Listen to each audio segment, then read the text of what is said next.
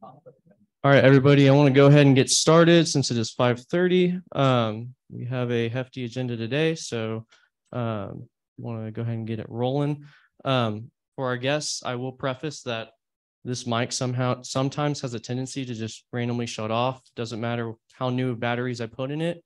Sometimes it'll just shut off. So in the event that it does, I'll be handing you this nice little microphone that likes to pick up every single friction movement from your fingers with it and everything, and everybody can hear it on the audio. So that'll be fun if this shuts off. But I want to go ahead and get started, and I'm going to ask Soren to go ahead and call roll. When Soren says your name, please say here or present. Senator Gonzalez, Senator Niet, Senator Manning, Senator Anderson, Senator Vargas, Senator Waller, Senator Tran, Present. Senator McCain, Senator Ocampo, Senator McNamara, Senator Buchanan, Senator Brown, Senator Templeton, Senator Kai,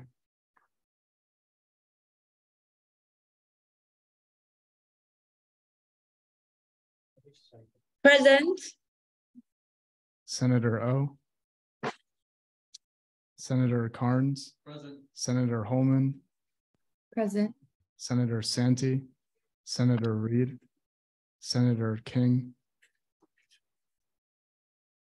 Senator Minnick, Senator McAdams, Senator Govea, Senator Trop, Senator Harlan, Senator Bhatia, Senator Black, Senator Mattern, Senator Okiki, Here. and Chief Justice Burleson. Soren, any LA's having trouble accessing the email or the link because their email's locked? Do you think you could help send her the code and Zoom? That'd be great. Thank you. All right, while we go ahead and get started, our first thing on the agenda is to approve last week's minutes. So I will put those up on the screen. Y'all all had a chance to look at last week's minutes. Does anybody have any questions, comments, or concerns? Senator Govea. Motion to approve last week's minutes by Senator Govea, seconded by Senator Carnes. All in favor, please raise your hand or do a thumbs up emoji. Any opposed? Please raise your hand, do a thumbs up emoji. Any abstentions? Awesome. Okay. We'll go ahead and put the agenda up on the screen so everybody can view it for now. Is anybody here for open forum?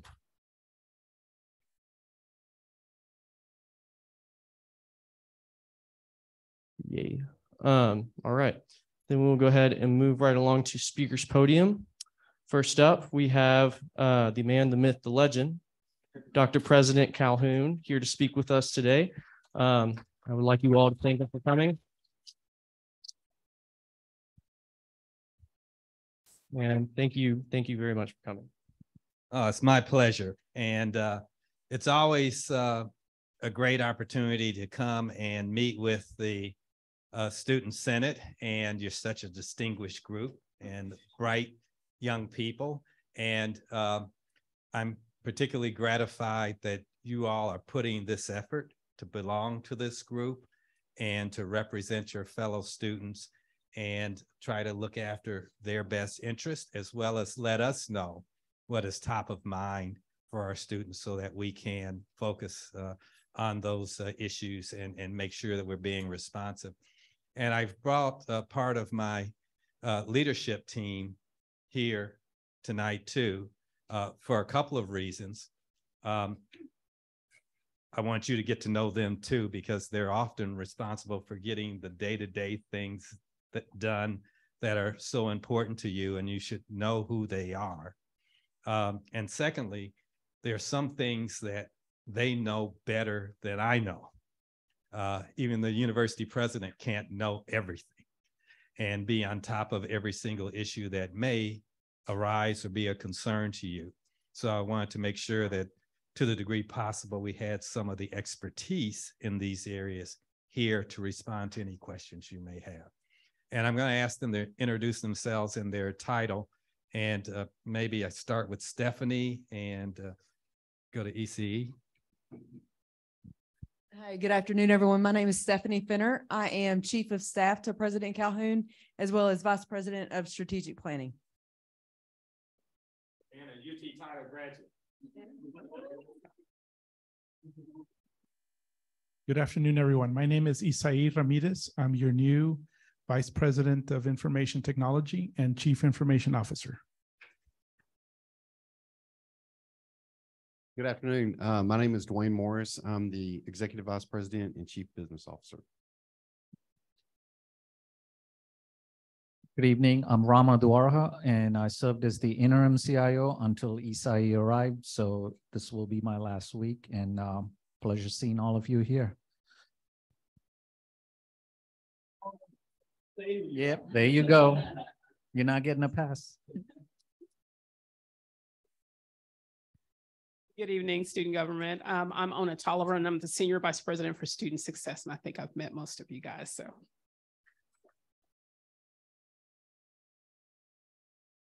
I know time is short, so I'm going to touch on a couple of issues and then open things up for your questions. Let me start off by talking about the legislative session. Now, after the initial presentation, I'm sure I'm going to get a whole host of questions about some of the social issues that are flowing before the legislature right now. In reality, that's not what we spend 90% of our time talking about. They're much more some of the meat and potato issues that go to higher education funding, to go to research funding, to go to faculty recruitment and faculty expansion, those kinds of issues that are critical to the operations of higher education. Probably the most important issue right now is before the Senate Finance Committee on the Senate side and the House Appropriations Committee on the House side, which is higher education funding, which allows for those who attend state universities to get a lower tuition than if you were attending a private university. And in many instances, the difference is $10,000, $15,000, maybe as much as a $20,000 difference in tuition cost. And every 2 years, when the legislature goes into session, the presidents go down and they testify about their campus, and they go around and visit with various legislators and talk about that higher education funding. The issue this year is what we call the grand bargain that was talked about prior to the start of the legislative session. And that was, if the legislature were to vote to increase higher education by addressing several higher education issues, if they would vote sufficient funding for us to continue our operations, then the universities would agree not to raise tuition or mandatory fees. Okay, that's the bargain. Now, as you can imagine, like any complicated bargain, there are a million details to that go to, well, you know, if you pick up a little bit more of the employee health insurance, that's one of the things that can help. There's a rule called the Hazelwood rule. The law is passed. It's a good one for veterans, to allow veterans to attend a state college at a much lower cost, but it's an unfunded mandate, right? So we don't collect those tuition revenues. If the state would make that up, then that's another thing that could be done that's part of the grand bargain discussion. There's formula funding discussions, and it goes on and on and on.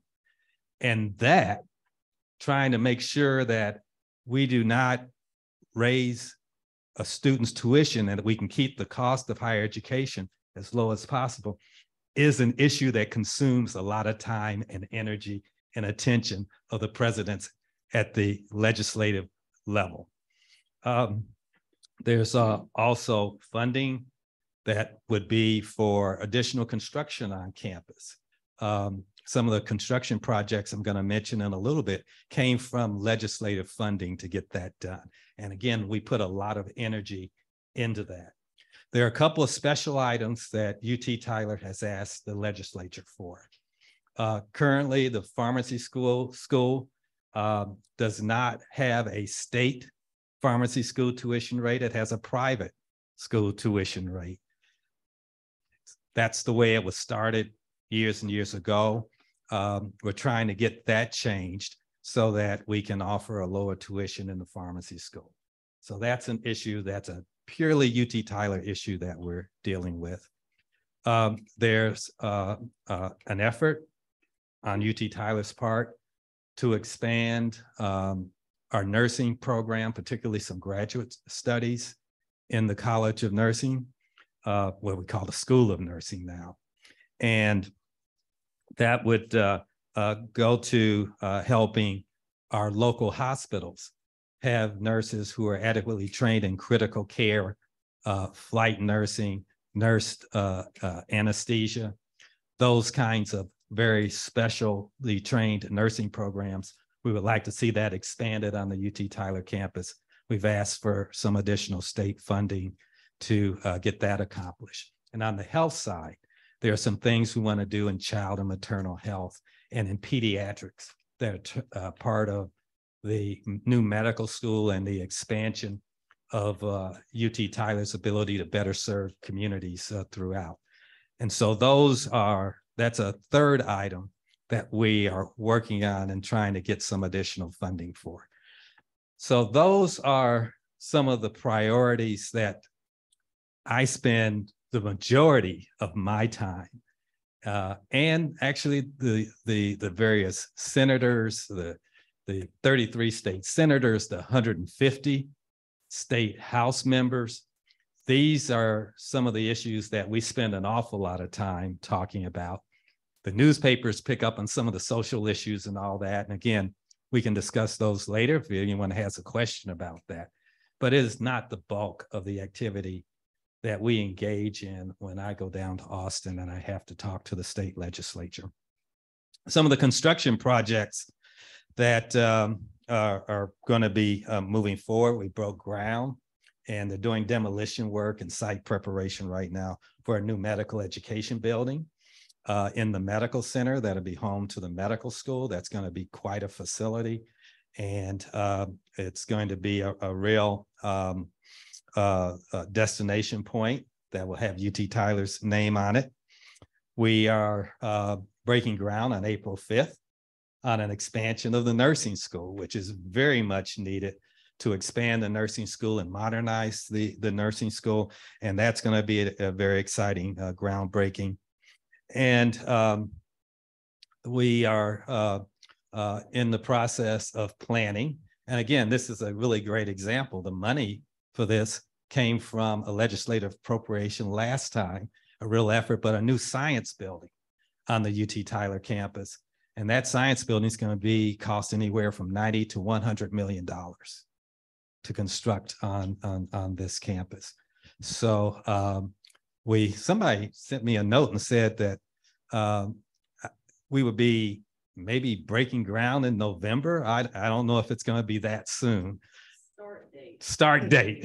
See, the chief of staff just told me, because it says the start date's November, whatever that means. Start date's in November, but we have the funding for it, and we have the site, and there's a lot of design work and so forth that'll be going into that. So those are three major construction projects. We're going to be also focusing on, and Dwayne can say a little bit about this later, and he will, about student housing and expanding student housing, much needed on UT Tyler's campus. That would be funded through a different method than the legislature, and we can talk about that. And another thing that's very important on this campus that we're talking a lot about is mobility and safety. How people can move around the campus, circulate around the campus, and so forth. There's some actions we want to take along University Boulevard that we think will be very helpful. And there are other things that we can do across the campus to improve mobility, campus safety, lines of sight, even orienting people when they come on the campus. You know, it's not easy to say, you go down to the alumni house, turn left, go to the bell tower, and then go up the elevator and you're at Dr. Calhoun's office. We want to be able to begin to construct the walking paths and those sorts of things that would make that kind of mobility across the campus much easier, and then have the lines of sight so people can feel safe walking around the campus, the lighting at night. All those are important issues we need to move forward on. Finally, the Honors College. I'm happy to say we now have a UT Tyler's Honors College. We had an honors program that we were extremely pleased with and excited about. But we now have an honors college, and I had the pleasure of, because of some donations from some wealthy people and philanthropy, we were able to go around and hand out some scholarships to potential students who were coming into the honors college. And as we evolve as a much more typical and university, having an honors college is another one of those check marks that we wanted to have as UT Tyler moves forward. So I don't want to eat up too much time, but I just wanted to give people that sort of background as to what's going on right now and open things up for any questions that the Senate may have. Sorry, did you have questions as well? Hello, I'm Senator McNamara for the School of Nursing. I'd like to thank you for coming today, first of all, taking time out of your day to come. Really, really appreciate that. I'd like to ask a few questions about the new legislation in Texas regarding diversity, equity, and inclusion. I know you said it isn't like the biggest concern of y'all's, but in nursing, it's important, but I understand that there's so many things going on right now. So the bill will prohibit any office of diversity, equity, and inclusion, like the funding, promotion, sponsorship of all of that. So according to the American Association of Colleges of Nursing, one of the core values and interests of nursing is to address pervasive inequities in healthcare. They also state that the AACN and its member schools commit to accelerating diversity, inclusion, and equity initiatives to prepare the current and future nursing workforce to be reflective of the society it serves while simultaneously fulfilling societal expectations and needs.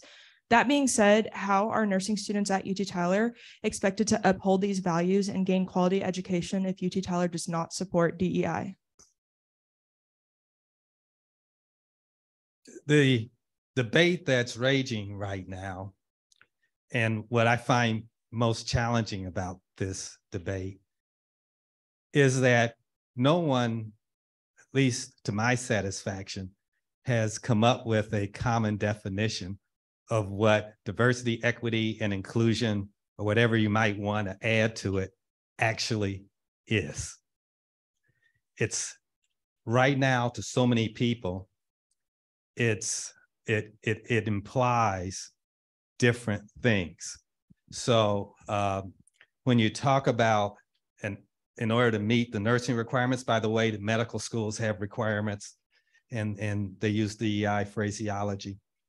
Not every university, in fact, quite a few universities, actually, not all universities have a DEI office. Okay. And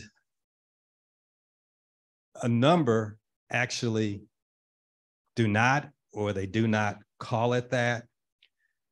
You know, it's really about what you want to achieve sort of in your culture, as opposed to necessarily having an office to make it happen, which helps you meet those requirements. Southern Association of Colleges has these requirements and that sort of thing. And so for me, if you begin to break it apart a little bit, there's diversity. Okay, well, State of Texas is one of the most diverse states in the union, geographically, its people, ethnically, and in the way people think. Texas is a very diverse state that people think all sorts of different ways. So by our nature, our state is very diverse. Someone had put up a question. They had heard that UT Tyler was becoming a Hispanic serving institution. They wanted to know, what were our plans for UT Tyler to become a Hispanic serving institution? My plan, God is making UT Tyler a Hispanic serving institution because of the demographic makeup of the state of Texas. And to become a Hispanic serving institution, you need to have 25% of your student body made up of students who are of Hispanic background. So that was going to happen as the demographics of the state of Texas move along. And that's why UT Austin is a Hispanic serving institution. In fact, most of the UT institutions have that distinction, and we're joining them. What I'm happy about is that there are a number of resources that will actually benefit all students that come from the federal government and other entities to universities that do have that distinction of being a Hispanic serving institution. So it brings me more resources to help all my students benefit by achieving that distinction. So we have diversity. There's a debate about equity, and is it equal? Are there equal outcomes, or does it mean equal opportunity? And by law, UT Tyler is an equal opportunity employer, and we present equal opportunity to all our students. There are those that say it results, if equity means that it's an equitable outcome and 25% of your students have to be African-American. Well, if the merits of the case say that 30% ought to be African-American, I'm going to want to be 30%. What I'm saying there is that we want to present, we are very focused on equal opportunity at UT Tyler. We want to reach out to all our students and give them the best opportunity they can have to be successful. And I believe with the diversity that exists in the state of Texas, we'll have the equity within the communities that we want to have as a result of that. Inclusion. What does inclusion mean? The debate that is going on in the legislature right now is that there are some who say that the inclusion efforts are leading to less unity because they're emphasizing differences between people as opposed to how we bring all the students together. That's the argument against.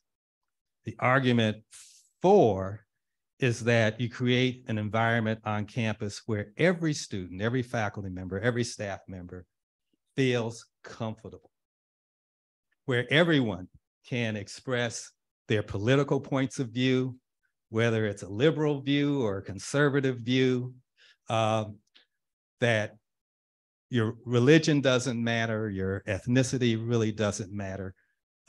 We want all students to be successful. We want all students to be comfortable at UT Tyler. At the end of the day, though, we are all individuals. Back in college, I was president of our Black Student Association. And we would get together and we would talk about issues that were unique to us. That wasn't bad. One of my classmates had a white girlfriend. She came to our Black Student Association meetings and she was welcome. She was very welcome.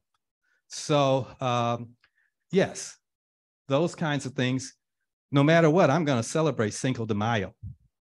You know, it's fun. It's great. I like Mexican food.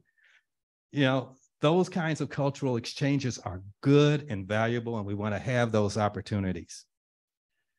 So inclusion, what does it mean? The point I'm trying to make is that 2 points I want to make here. One is that the debate and the argument and where people have issues, the office issue. Let me go back to that and answer that.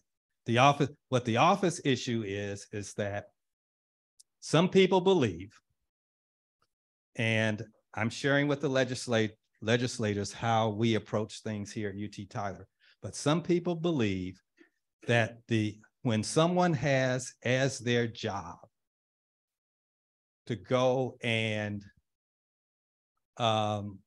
highlight the differences between people and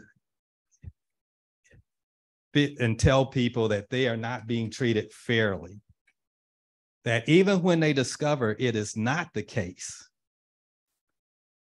then if they want to grow the funding to their office, if they want to grow their position within the colleges and universities, then they will keep hammering home these points, even when they do not really exist.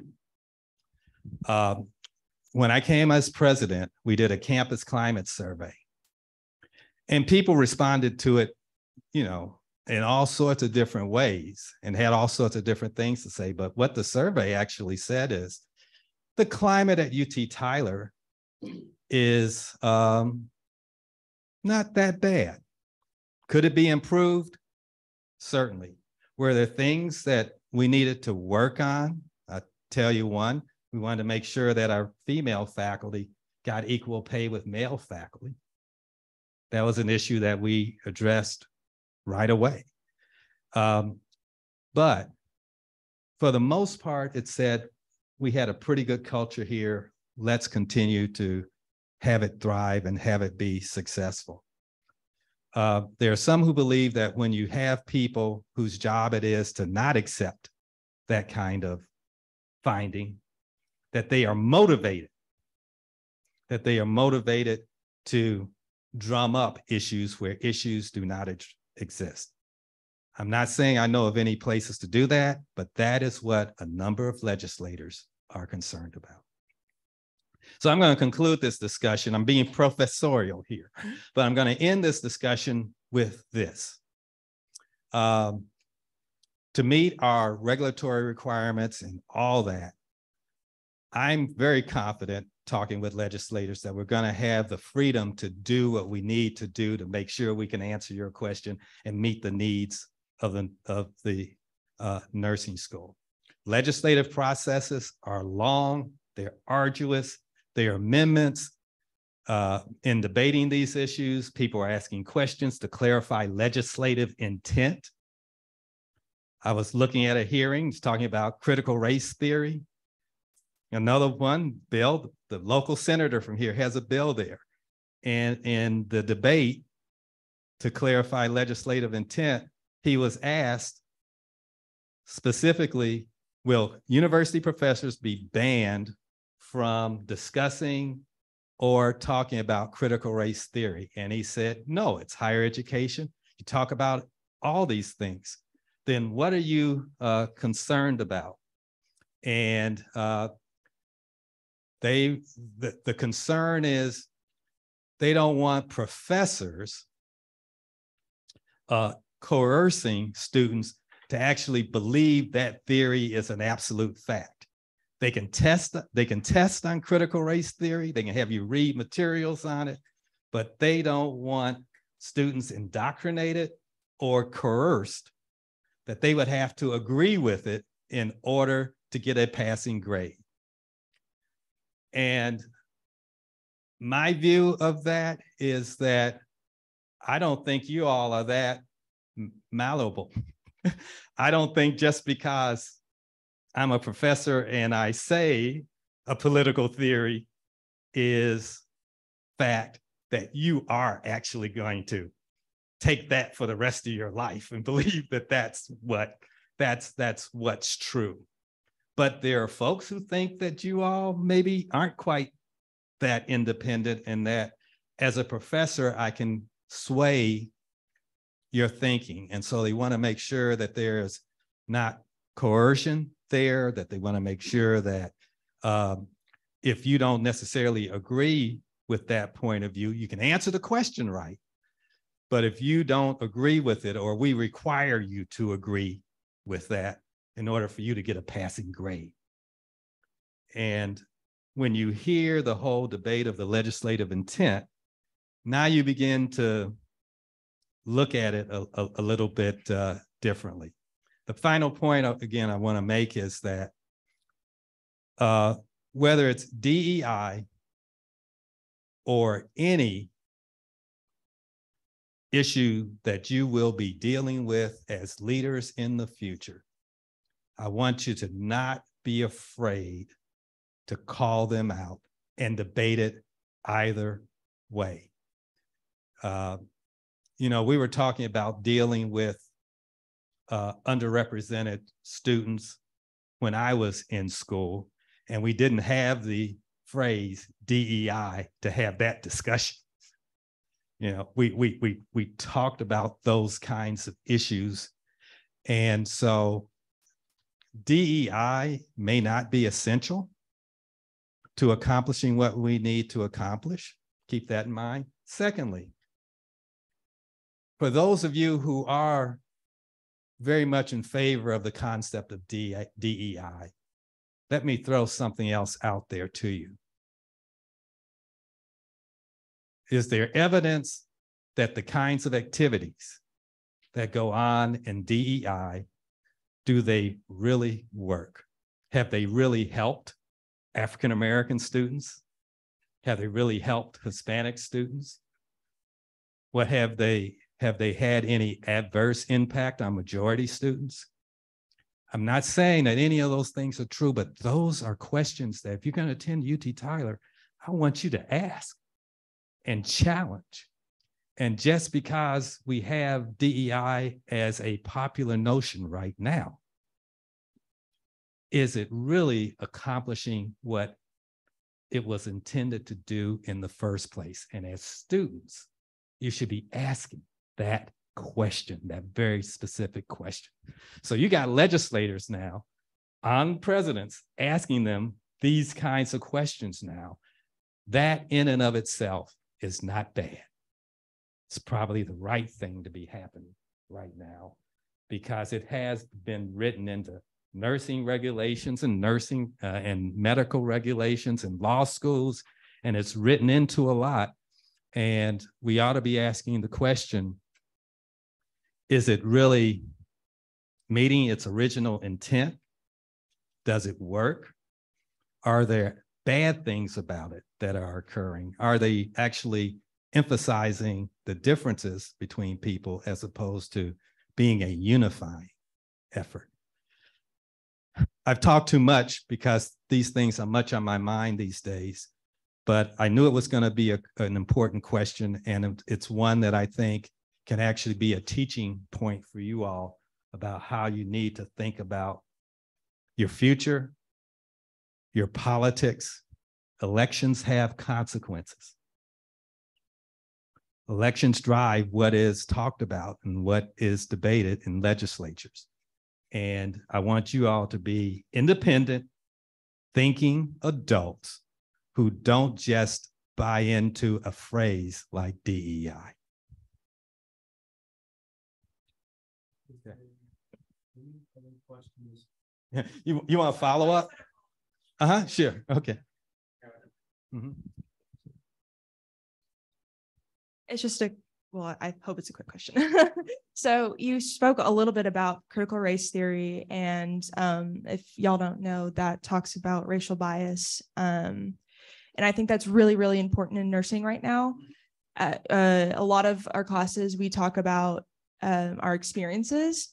Now you said coercion plays a factor in how it's being taught. You know what I said, but some people are concerned that students are right. People are concerned that students are being coerced. So does that prohibit nursing professors from talking about their specific experiences with racial bias in the hospital? Well, we're talking about healthcare here, and I'm a professor of medicine. So I will say that back in the early 80s, very, very early 80s, when I was in training, we talked about health disparities. There are disparities. It's a reality. There are disparities in the health outcomes of African Americans and Hispanics from white Americans. The longevity, there are differences in longevity. There are differences in child mortality. There are just a whole host of differences that need to be taken into account, how you communicate with people, what cultural myths they have. But these things stretch across a variety of different cultures and societies and so forth. And it's important that healthcare providers understand these things. And so, again, before it was called DEI or any of this stuff, I was taught these things and I was given the data. And it was clear that these kinds of healthcare outcomes exist. Now, where you're going to get a debate here is, are all these outcomes the result of racism? Or are some of those outcomes the result of economic disparity, educational disparities? Your zip code is more important than your genetic code. That's the phrase that's been frequently used in healthcare. There are a lot of different issues that go into that. And so racial injustice may be just, it may be the most important part, but it may be just a part of it, because clearly economics plays a big role. And if you're going to fix these issues for all sorts of people, you're going to have to address some of those social determinants of health, like economics, nutrition, access to health care, all those other things that may not be entirely driven by racial issues at all. And that's another one of those arguments out there. If you're just going to focus on that and you're not going to do anything to help a newborn mother learn how to take care of her child, but you're focused on the fact that she was discriminated against, or are you going to focus on helping her be able to take care of her child better? These are some of the debates that are taking place. And again, I want students to think these things through. But, you know, you're absolutely right. Health disparities exist, and there's little debate about that. The debate actually right now is going to, are we dealing with all the different causes of these disparities?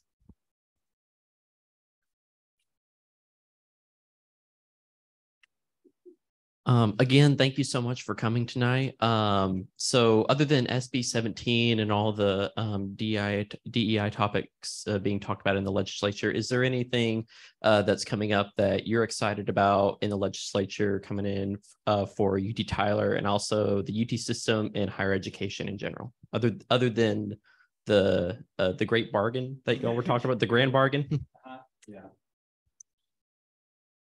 Oh, gee, let me sort of say this. This was my 10th legislative session as a president. And it's sort of hard to answer that question right now because the legislature will not adjourn to the end of May. And as the legislature approaches its endpoint, that's when a whole bunch of stuff starts happening.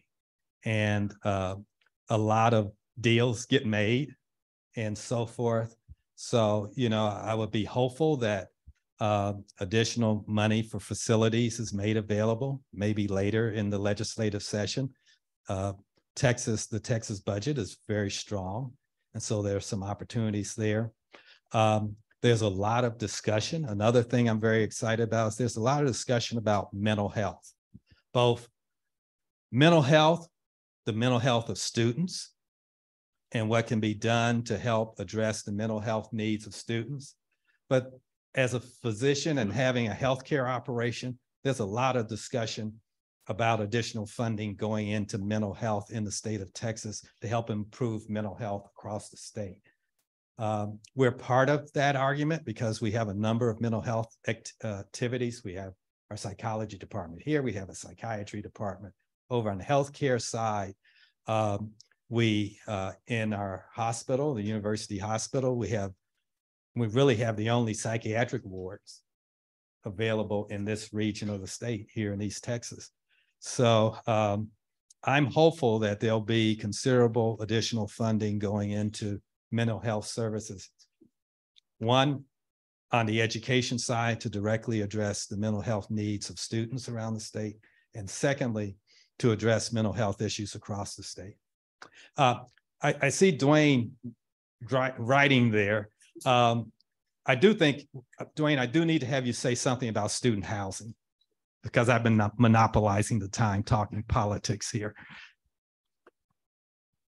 Thank you, Dr. Calhoun. Hang on a minute, let me grab my notes to make sure I get this right. So we're happy to answer any questions you might have on student housing, but I wanted to just let you know that we're working on student housing and increasing student housing on the campus.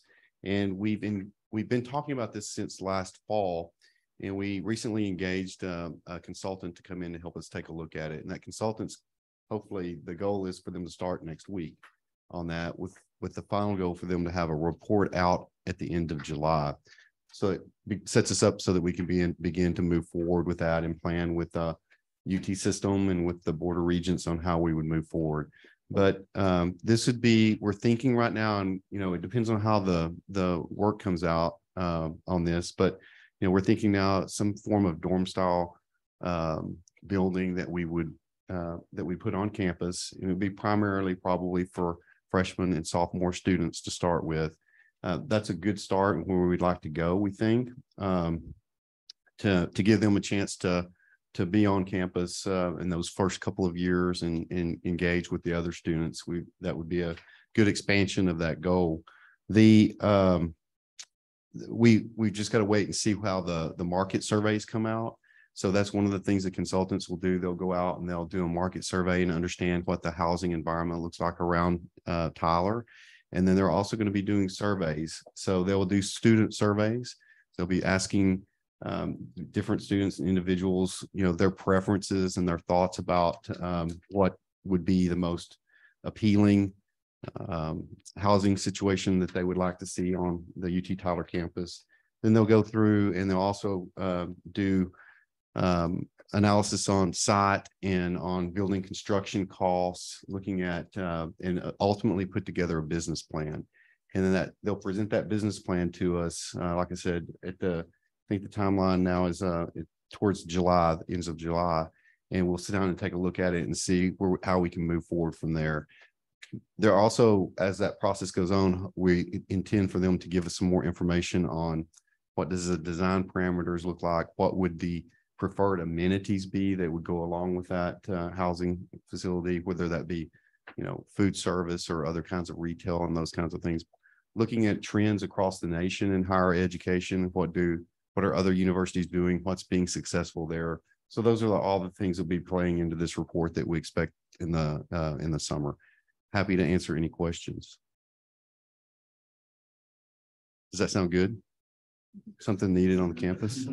Okay, good.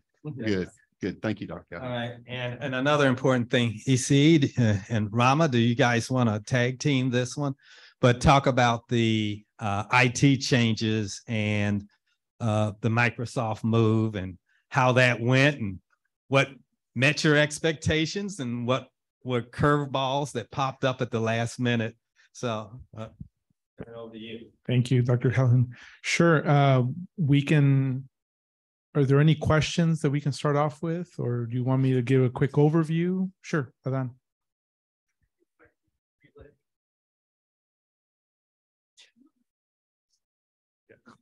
Senator Govea, my biggest really question is for, I guess, the purpose of it. I understand that UT Tyler has had their own system.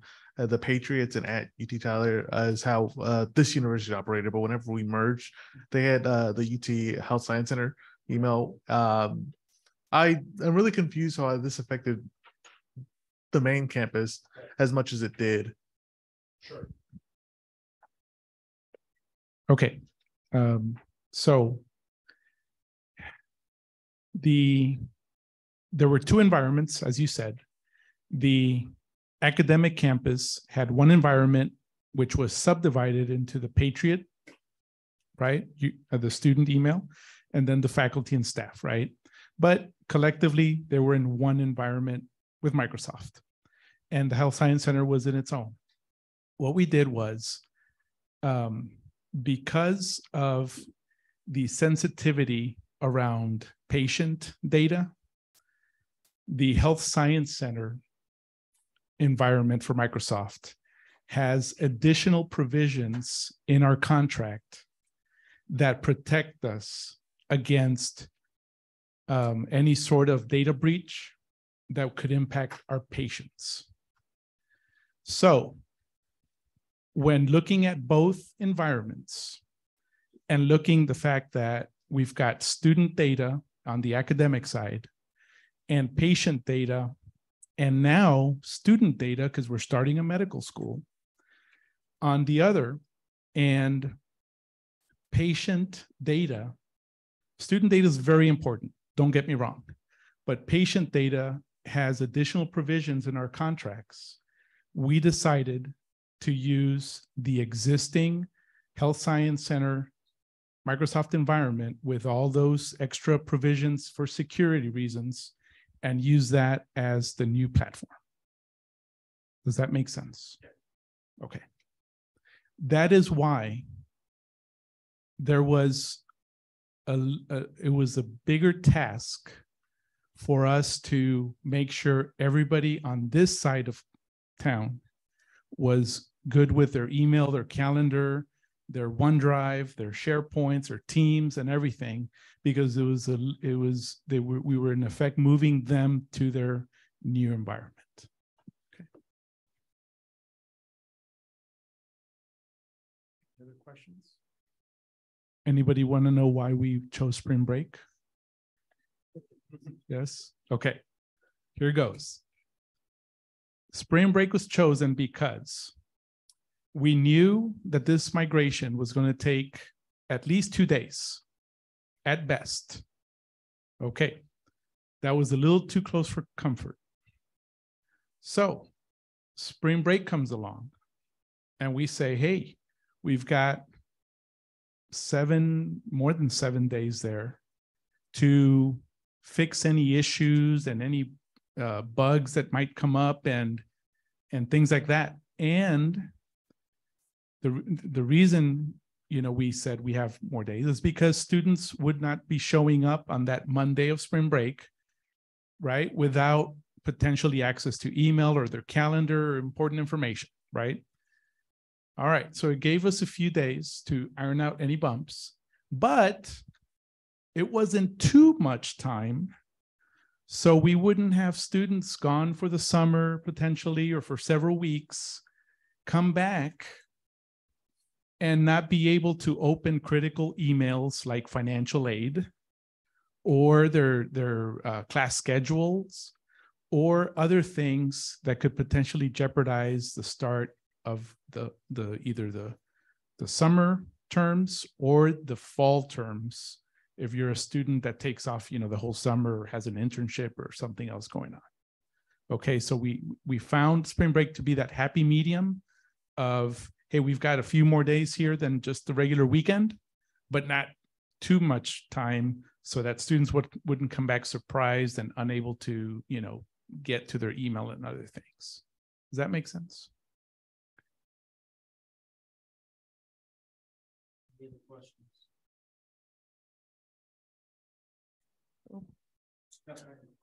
Follow?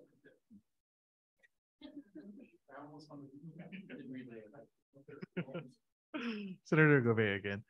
How close is the migration to being finished, or is it completed, or how far along are we? Rama, would you say 90? Go ahead. I'll give Rama. Thank you. Since, yeah, and I was primarily involved in the planning of this, and so I'll talk about that. I can't exactly give you a percentage, but all I can say is from a migration standpoint, most of the work is done. The way it works is we freeze, migrate it, and then we go back and capture any deltas after that, move that slowly. So actively, we've done over 16,000 accounts, and we're doing this for 144,000, right? So it's a pretty big thing. And also to add to what Isai said, there's a complexity in 3 different areas. There's students, there's faculty, staff on campus, and then there's the Health Science Center. We have to move all of them into one area while faculty and staff were primarily on premise. So there was that migration that needed to happen originally, which Microsoft said we could do it after. And then towards the end, they wanted us to do it before we do that due to some complexities that would show up. So the email, tenant, and what we call productivity tools are pretty much done. What we're doing is mostly the cleanup of what's there, because this is not a greenfield project where you go in and do something new. So the cleanup effort will take this week and probably next week. Now, there are some unknowns that have shown up in this scenario. And that's what we're working through at this point. Now, simple things like you might have seen, oh, I've been locked out, or it was working on campus. I go home and something has happened, right? These kinds of things are showing up for certain individuals. That's primarily as a result of the domain migration that went on. And it depends on how you are onboarded in some cases, right? So there are image cleanups, policies, a lot of other complex things at a smaller level behind the scenes that are going on currently with Microsoft consultants and our internal teams. So there is a cleanup effort now, and there's a second cleanup where we have these domains embedded in applications that have to be cleaned up. That's in the summer. So that's what's left. Yep. Other questions? Yeah. So will y'all be able to detect once all of the accounts are fixed to where everyone can access it? Or is this like for however many weeks, y'all might still find them and have to keep on working on it for the rest of the semester? So in terms of will we find it? All of the accounts are accessible today. All right. And if you're a student today, you are using multi-factor authentication using Microsoft, and you're familiar with that process, you'll go through that. And that's working. In case you move devices or something and you had to reconnect, and in case you're logged out, reach out to us. That needs to be taken care of. Now, there have been OneDrive issues primarily related to what I call the Delta, which is the first move worked out. And sometimes students were logging in using the old domain, right?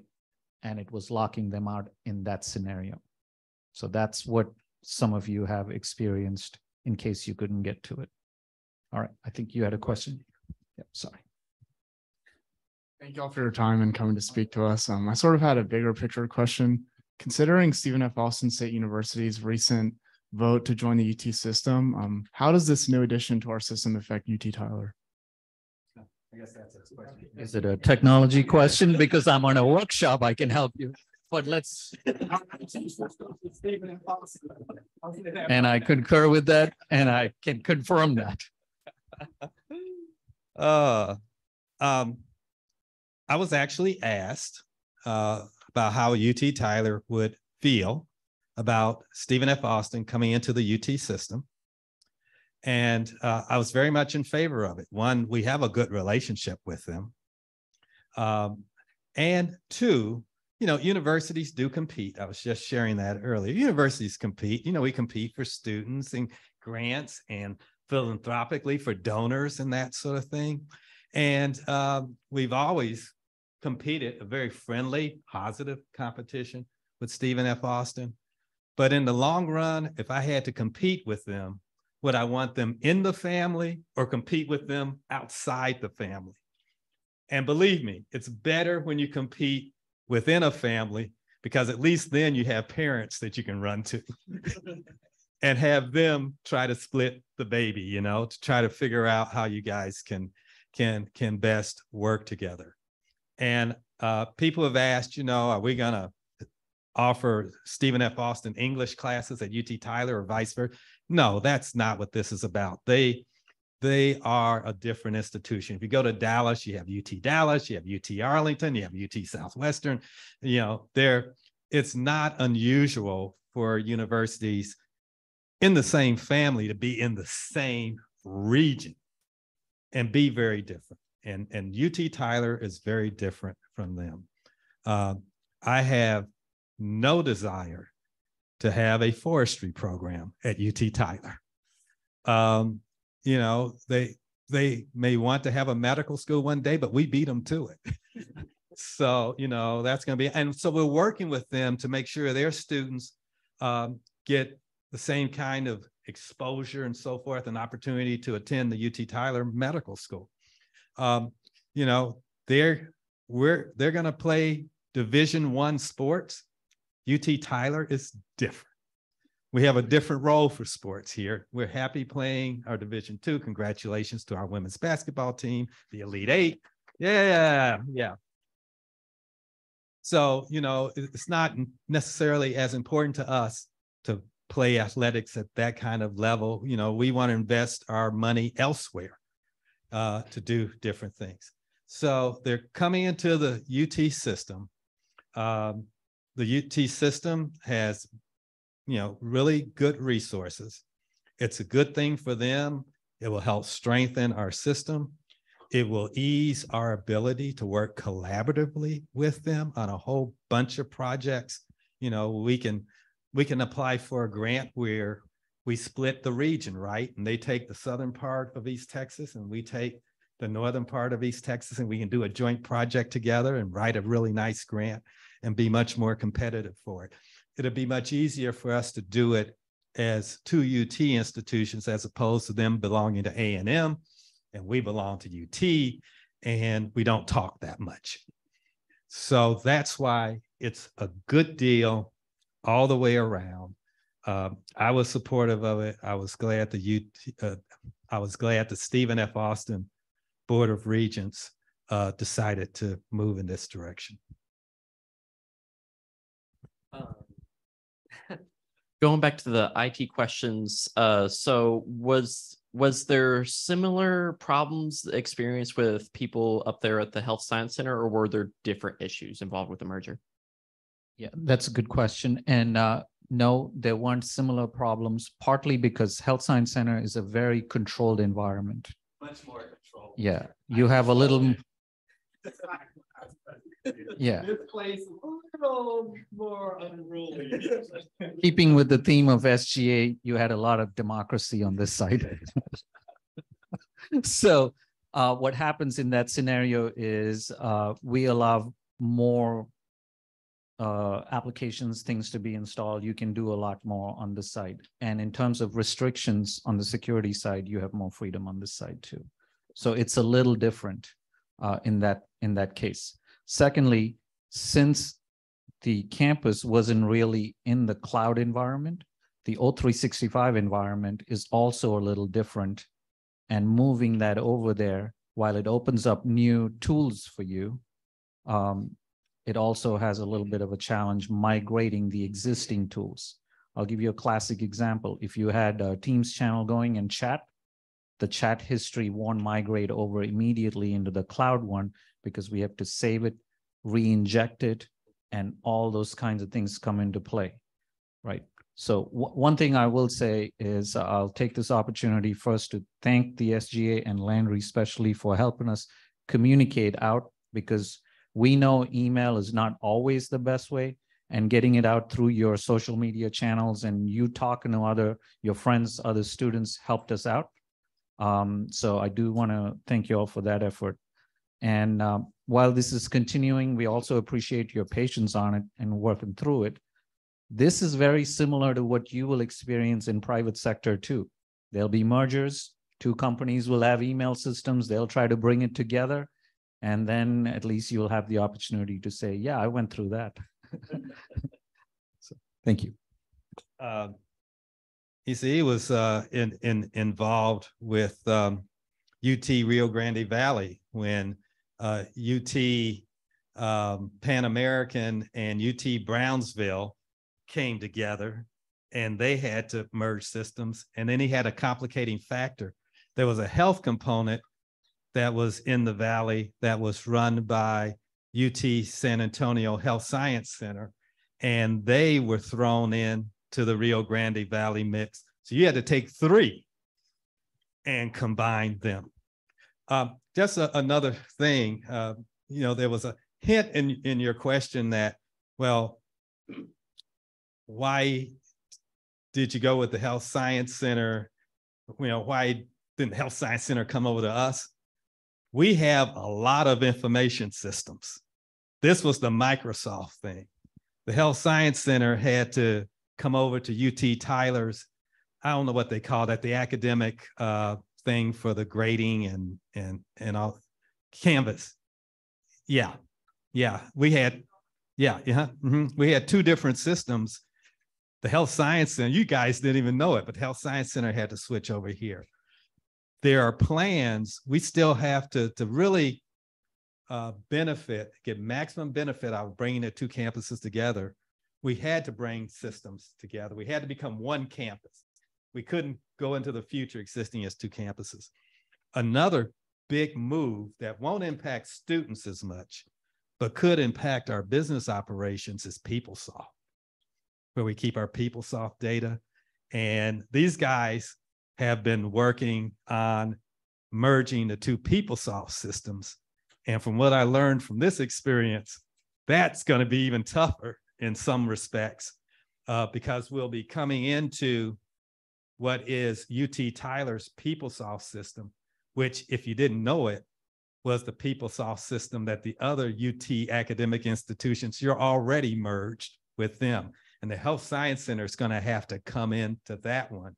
And either one of you want to say a little bit about those challenges when we do it and the timeline? Yeah, let me cover that. So PeopleSoft is the ERP system that's enterprise resource planning systems that handle all of the back office operations. Now, Campus Solutions is the module that you are most familiar with. So the med school will come into that. Apart from that, we have, payroll, all the finance, HR systems. That's what we're talking about that are separate. And we're going to be bringing that in. So there's a lot of pre-planning going on. That's a project that will start in the fall, hopefully, if the board approves it, which we're counting on them. You're welcome to lobby for that.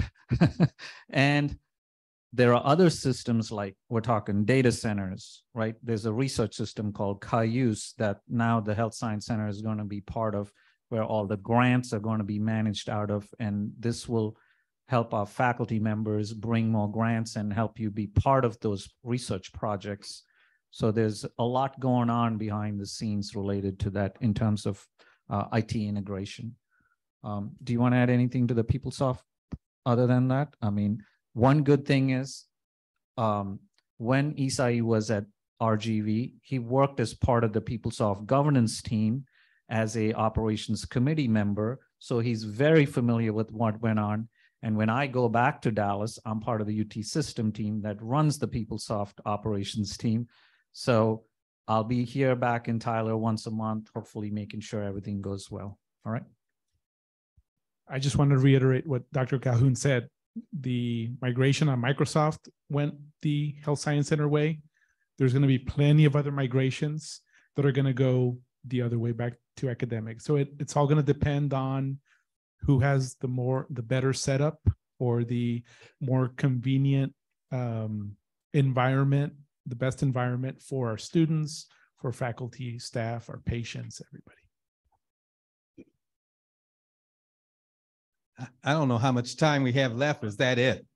I think he has okay. Well, I think we're fine. We're here. We're here to serve the students. Yes, sir.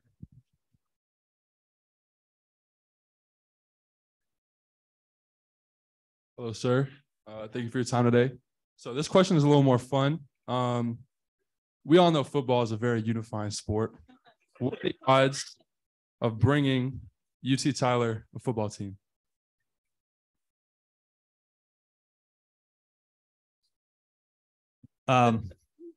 It's going to be probably after I'm gone. Let me put it that way. Not from this earth, but from UT Tyler. The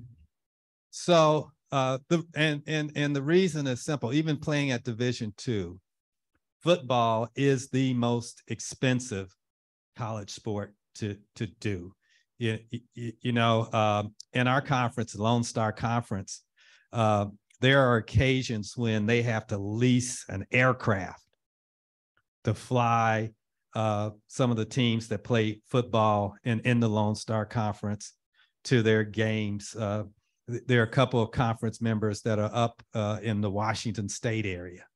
And those schools spend a fortune to try to move a team up there to play a game in a stadium.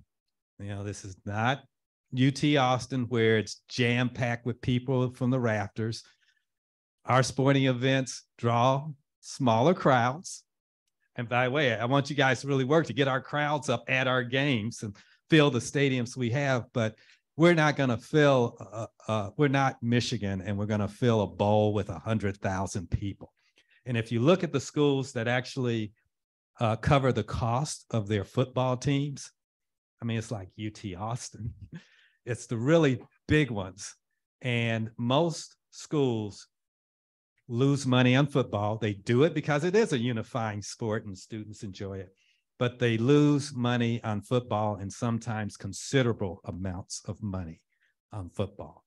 And I, for one, right now, would like to take that kind of investment and put it in things like student housing and expanding faculty and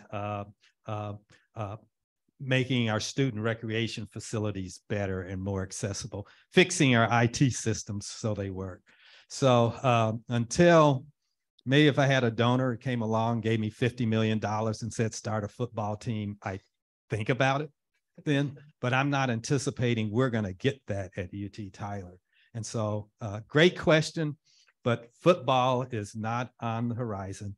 And what Dr. Rod Mabry told me once when he was president here, the Cowan Center is his football stadium, and it's the symphony playing. And I was just hearing they had a concert, the symphony was doing a Pops concert, and the place was jam-packed and full, and there was lots of excitement, and the community really loves it. So right now, that's the UT Tyler football franchise. It's the Tyler Symphony Orchestra. And that's the kind of thing that we would do. Yes, ma'am.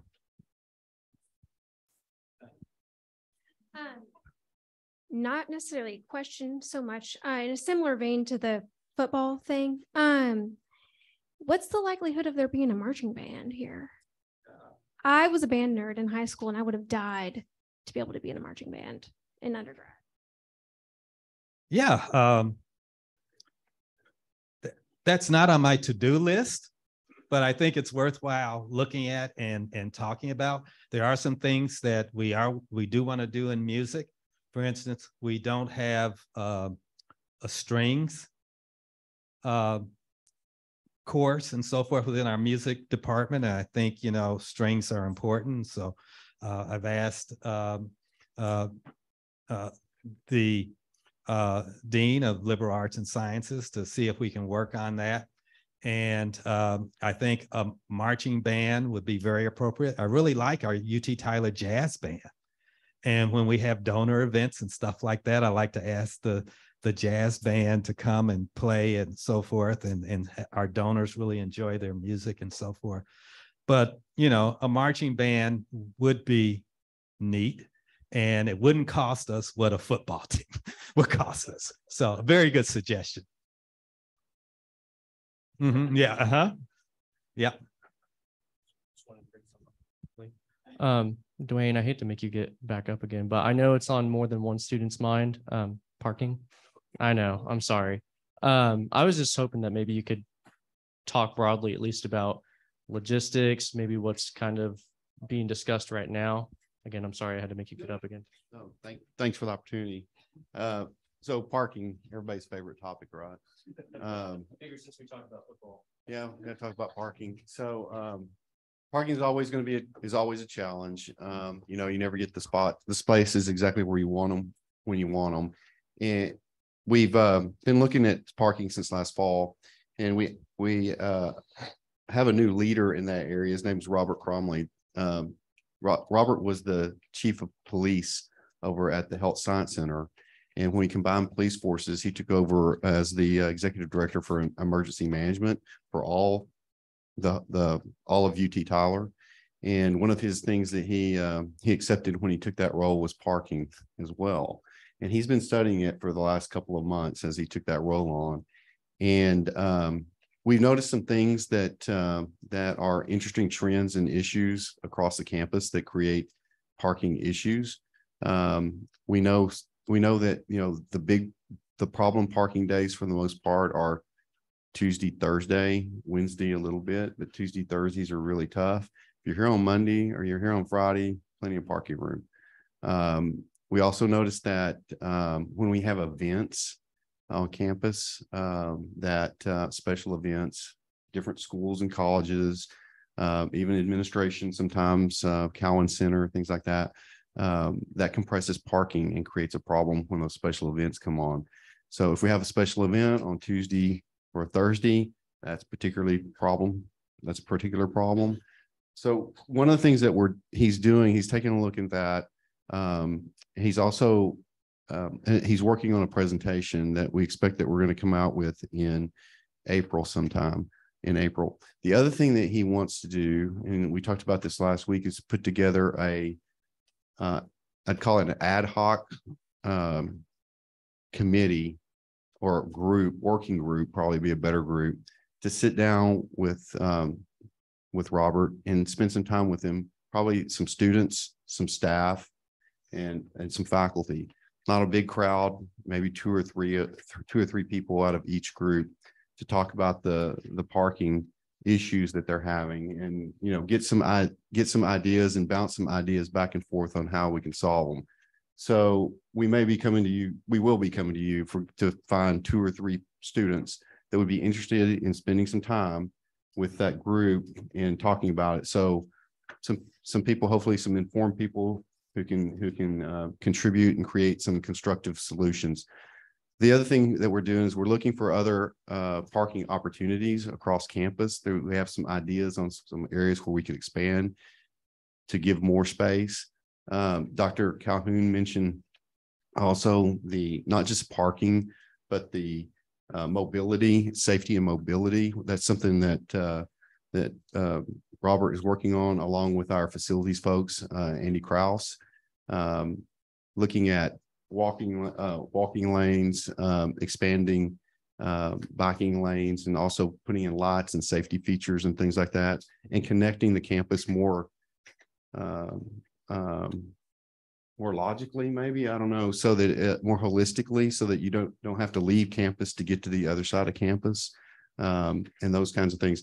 A couple of things that are coming up on that is there's a $250 million grant federal grant that's administered through TxDOT. We started applying for about $25 million of that grant, so about 10% of it. It's a federal grant. It's for the whole state of Texas. We have 3 projects, and they are around mobility, safety, and you know, creating this more pedestrian environment. And we got through the first phase on that. We're working towards the second phase. So all 3 projects cleared the first phase. There were I can't remember. It was either 1.4 or 1.7 billion dollars worth of projects submitted for that 250 million. So we know that we're not going to probably get all 3 of them. We think we'll definitely get 1, and we hope we get 2. And so we're looking for those kinds of opportunities out in the environment to find funds to be able to help with parking, help with transportation, help with the connectivity and the safety around the campus. So all those things are going on. But I think the main point that I wanted to get across was that we do want some input from the students, from the staff, and from our faculty. And we'll be looking to give you an opportunity to do that. We'll be contacting Landry and you all and find out, who do you like to submit for that to play those roles. Any questions? Yeah. Sorry, here, I'll get it.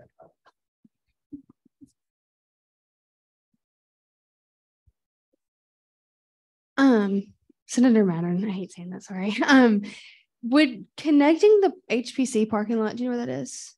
Would connecting that to the business be considered parking, or is that just like construction? It's so annoying having to go into the HPC and then go back out, get on the road, go to the light, turn right, and go to the business. Okay. Yeah, that's one side of the campus to the other.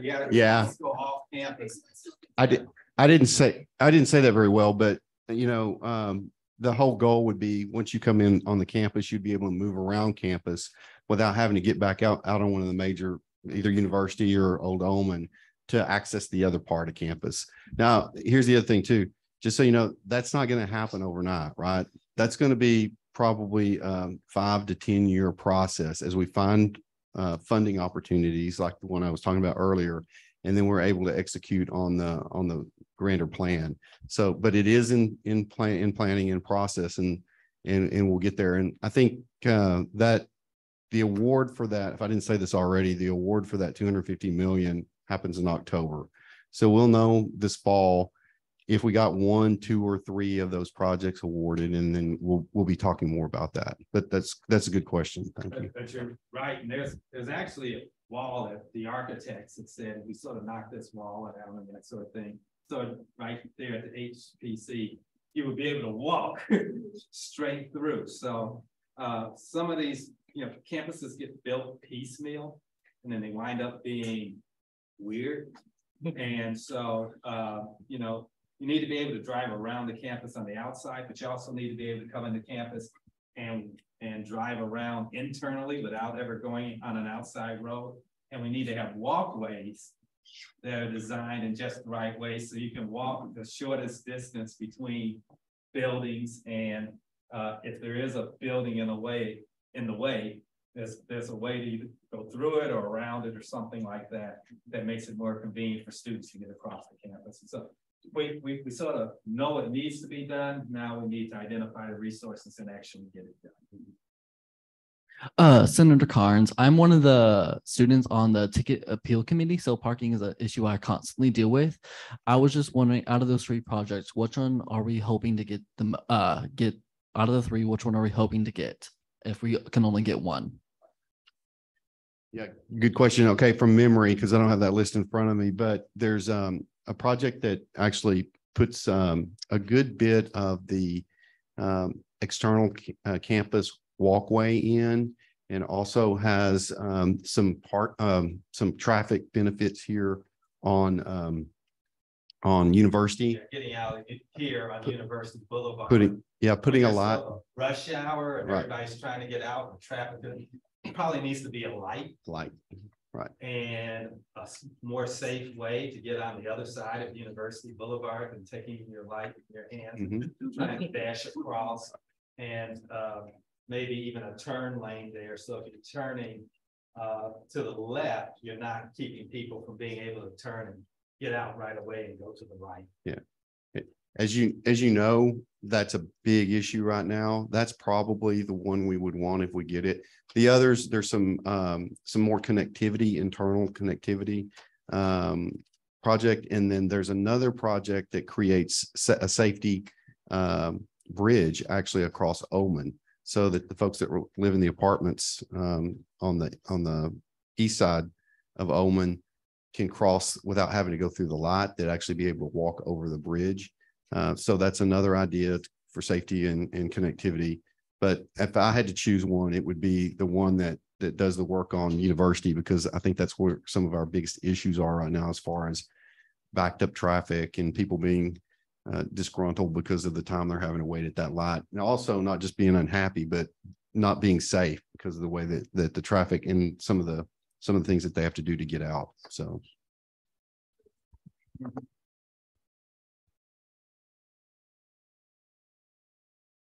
So you said that we're hoping to get those project funds or whatever. What, in your opinion, do you think that we'll get those for sure? And if not, where are we going to look at for more money if we don't get them? So that's a good question. We're always looking for more money. We actually have a person that works in the facilities department that one of their jobs is looking for grant opportunities and funding. So we'll continue to look for those other opportunities. The federal government, the state government, TxDOT, there's other agencies out there that provide that kind of support. We just have to find those opportunities and then submit the applications and go through the process. So that doesn't stop. This is a big one that's kind of unusual. So we're hopeful that we'll get it. I was thinking hopefully we would get 2, but given the amount of response they had, you know, I can't remember, like I said, it's either 1.4 or 1.7 billion running after 250 million. I don't think we'll get all 3. I may be wrong, right? We may be fortunate and we may get all 3. I would think we would probably should get 1. We have a lot of support from our local TxDOT office.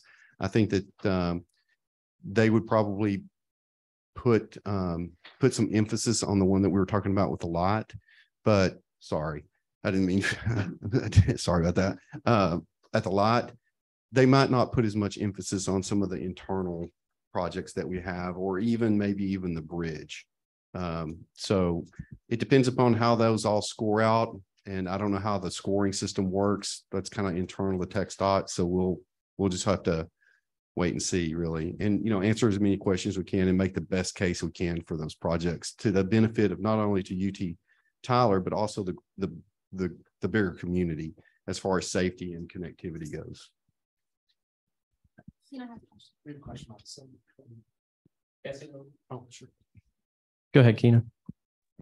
Senator Holman. So there's this one-way road that's to the left of the alumni house. And if you're coming from the opposite direction, there's been a couple of times where I've seen students go the wrong way down that 1-lane road. And I don't feel like there's really like a clear enough sign coming from that direction. There's one and it's about this way, this big, and it says do not enter. And it's just, I've seen that happen like 4 times in the 2.5 semesters I've been on campus. Okay, I think just to make sure I'm clear, are you talking about it's a road between kind of the Cowan Center and the Alumni House? Yes, and there's like a parking lot, and then it's a one-way road, and then you can kind of parallel park. And there's been times where I've been leaving and I can't leave, where I have to honk and try to get people to know in advance that they're not supposed to come, and they have to like back out. It's interesting you bring that up because Robert Cromley and I had a discussion about that very street. I'm kind of smiling last week when we were meeting. We don't have a solution for that right now. I don't have a solution. He's looking at it. That's one of the things that would probably be brought to that working group to have a discussion about. I don't know, there's some options we talked about. We could widen that road. We could, if we widen it, we could also create some additional parking there possibly that we're talking about. Obviously, we have to be careful. There's trees there. We're gonna have to deal with the trees. So we want to be at least mindful of that. So those are kind of the things that we'll want to talk about in that working group. Immediate suggestion is get a better sign. Yeah. Yes, if there is a sign, if you're pulling in. Yeah, we can get a sign. Exactly. Yeah, there is a sign if you're pulling in from Old Omen, and it's quite big, and that one's quite obvious to see. But if you're coming in from the parking lot that's kind of in front of like the Performing Arts Center where they have music, and there's not really a clear big sign. Okay, I will send a text to Mr. Cromley in just a few minutes, and I'll let him know that that's a great suggestion, and we'll look at that. Thank you. We want to be as respectful as y'all's time as possible. So 3 more questions at most. Does that sound good to everybody? Okay. So I know we've been talking a lot about the Health Science Center and UT Tyler main campus, but we do have some distance campus senators. And so I kind of wanted y'all to kind of share what we're hoping for to be able to allow those distance campuses to better serve the communities that they serve. Don't run away, Dwayne, because Yes. So there are a couple of ways that we're trying to address the needs of those communities. One is, let me get out the way very quickly, is we have our own university charter school, University Academy. And particularly in Longview and Palestine, they've expressed a desire to see those schools get larger and more able to accept students for those from those communities for first grade through high school. And so, we're looking at ways to expand both of those. We actually have some definite plans in place for Longview, and we're really looking at what can be done to make them better in Palestine. As for the higher education activities there, Longview, we're very excited about some of the possibilities in Longview. We do have, again, from the legislature, about $10 million of construction funding that we can spend on the Longview campus. And we would like to find some additional funding and do a building extension on there. Some of the nursing simulation labs for the nursing students there need to be built and upgraded and put in place, and some other educational courses that go on there. We've also partnered with Kilgore College about the Longview University Center, and are trying to identify ways that we can better serve the educational needs of that community by teaming up with Kilgore College. And in fact, if students can come there, and let's take a typical 4-year baccalaureate program, if they can come to the Longview campus and Kilgore College takes care of those first 2 years in a particular subject, then those students could migrate seamlessly, absolutely seamlessly, from their courses at Kilgore College into their courses at UT Tyler in order to get a baccalaureate degree from UT Tyler. And so we've had some very productive meetings with them. We've actually, to help expand even some of their nursing education, working with ours, we've moved our industrial design degree program into their industrial design center. That opened up space for them to come in and put some of their programs in the Longview University Center on our campus. And that collaboration between the two of us is going very well. The community is extremely excited because they want a pathway to more baccalaureate degrees in Long. The needs of Palestine are a little different. We certainly have the nursing school there. I think we want to look at opportunities to expand our teacher education in Palestine, because in serving Palestine, we're going to try to meet the needs of that smaller community. And the needs are healthcare, and the needs are teachers for elementary and high school. And if we can increase our production of those particular skills right there locally, we'll be better meeting the needs of those communities. And we're making progress on doing both of those.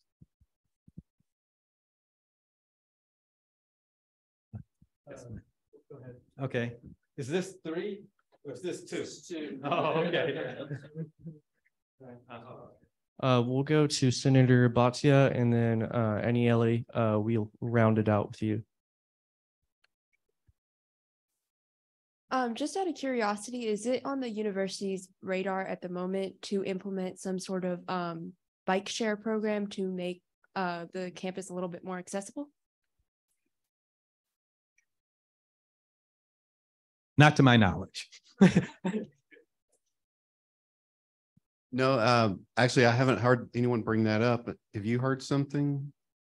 I know, if I could sort of say, I think step 1 is probably connecting the campus a little bit better first, because right now I think you would probably all agree it might not be incredibly safe to have a lot of bikes given the existing pathways. So I would say, take this stepwise. Let's improve the mobility first, and then see, okay, how many students are going to be using their own bikes? Is there a need for the bikes after that step? But that said, all good points.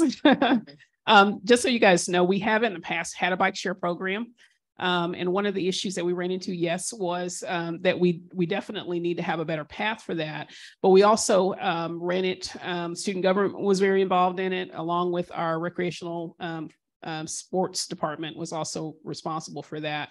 And some of the bike racks that you guys see were as a result of that. So we need to make sure that the infrastructure is here, not only for the paths, but also that we have places for people to put the bikes so that they're not lying around on campus. And I think that the Dara Fix-Its student government was responsible for getting the repair kits that that you see outside the recreational facility. So some of that, if we decide to go in that direction again, which would be great, is that we want to make sure, one, that our sidewalk is open from Victory Village so that students don't have to enter the streets. The second is to make sure that we have enough places to put the bikes so that they're not lying around campus. So all you have to do is reach out to your friends that are on the UT Austin campus, and they've got a lot of stories to tell you about the electric bikes, certainly, but we have a number of things that we need to address here on our campus before we go down that path. Again, we have some lessons that we've learned from that. Whenever Josh needs get back, feel free to ask him about the picture of one of those bikes on top of Liberty Landing. So yes. Just FYI, the walkway from Liberty Landing, I think it is Victory Village. Thank you, Victory Village. I got mixed up. Victory Village is open, so it's open. Okay. Yeah, it opened last week during homecoming. Annie, Ellie, if you want to go ahead, we will finish out with questions with you. Okay. So I'm Senator Ocampo. So I have actually been to all three campuses. So I've kind of seen like the Longview and the Tyler and the Palestine campus. So currently I'm in the Palestine campus, and I think from a lot of other students' perspectives, there are a lot of issues that are constantly brought up, and there's not been any improvement. For example, with we're all paying the same tuition, but we don't have the same like amenities, and we don't have like even basic like food. So the only thing we have is like one vending machine, and we brought this up. So since we have that university academy, we share that our building with the high schoolers. So they'll come in and they'll use like the same building we do. And I understand because it is just like nursing students. So it's only 4 levels and there's not many of us. But we're only given an hour. So if you think about it, a lot of us have to drive to their Palestine's loop, and the loop located from the main like Palestine campus is about like 15 minutes-ish. And that's if there's no traffic. So that's 15 minutes to get over there, get food, drive back. And by the time we come back to class, our hour is kind of gone. So having like more like food options at the actual campus would be very beneficial, especially for incoming or newer level 1 students. Another topic that a lot of students have was that if there was any possibility of even expanding housing to like the distance campuses like Longview or even Palestine, because we do have, Palestine does have more students who are from like the Dallas region, and they're driving almost an hour and a half to 6 a.m. classes, 7 a.m. labs, and getting out like at 5 p.m. And so if you think about it, that's also restricting like the time that we have as nursing students to even study. So I was wondering if there was any like possible solutions to those main 2 issues. Thank you. Thank you. So take the first one first on the food. We have been trying out some different kinds of food service approaches. In the Longview campus. It's still a vending program, but it's more of a, you see the food I guess it'd be an upscale vending machine where it's more sandwiches, burritos, that kind of food, as opposed to crackers or candy or chewing gum. So it's more of a meal. And some of them actually were pretty good. I've tried a few of them. And then we provide a microwave as well. So you can use a credit card or you can use cash, and you can get a meal out of the machine and then warm it up in a microwave. We've tried that in Longview, and we could look to moving it to Palestine as well. I'll go back and take a look and see how that's been been doing. I don't know, Ona, do you want to add anything to that? We talked to actually Sodexo today about some things about food service generally across the campuses, and this is something that we could bring back to them as well. Thanks, Dwayne. So the issue that you mentioned with regard to the housing for students in Palestine was brought to our attention a couple of weeks ago. One of the things that we've looked into that work really well for our students here on the main campus is that when we have overflow issues, because as we discussed earlier, one of the challenges that we have is that we have limited housing. We come down so you guys can see my face, not my back, is that we have limited housing. And so ultimately what we do for that overflow for the first part of the semester is we contract with some of our local hotels to provide accommodations to students while we address the issues within the actual residence hall. And so within a couple of weeks, we're able to get all of the students into the residence halls. With 1 year, we had an exception where we didn't get everybody in right away. So those type of agreements that we have with hotels have worked out really well for us. So that is one of the things that we're pursuing for Palestine, is to see what not necessarily apartments necessarily, but likely hotels would be able to provide those accommodations in an ongoing capacity for students who need to travel in from distances for Palestine. So that would probably be at a cost because our students that live on campus in our housing do pay for that. And then we extend those services to our students and use those funds to help put them in places like hotels at the beginning of the semester. So that's the direction that we're going in for Palestine. We know that the campus is located in an unusual spot in that there's a bit of a desert there for both food and housing. And I know that that's an ongoing issue for Palestine overall, but that is a solution that we're working on right now. Thank you. I just want to thank you all seriously for coming and answering our questions. We really appreciate it. We know y'all are busy people. And we appreciate that y'all are here with us instead of spending time with your loved ones or relaxing after a hard day's work. So we just want to thank you all. Thank you. Thank you. All right. Well, I will go ahead and put the agenda back on the screen, and we will move right along. I will start off officer reports. So this past week, we've been, if y'all didn't know this, we're in elections. I hope y'all would know that. But we are in the midst of elections, and as some of y'all are aware, we did have some a little bit of IT issues, but they are getting resolved as we speak. And we've done quite a bit to try and mitigate those. I know Camry she had a voting table out and trying to draw in people to come and vote. So just make sure that, because we could talk about this a little bit, we are going to talk about this a little bit later in new business, but if there is going to be another voting table, please make sure that you adhere to the standards that Camry has set for campaigning in or around it, and that also if you have people that are somewhat of endorsers and they're campaigning for you, that you manage those people as well, because as candidates, you are responsible for them.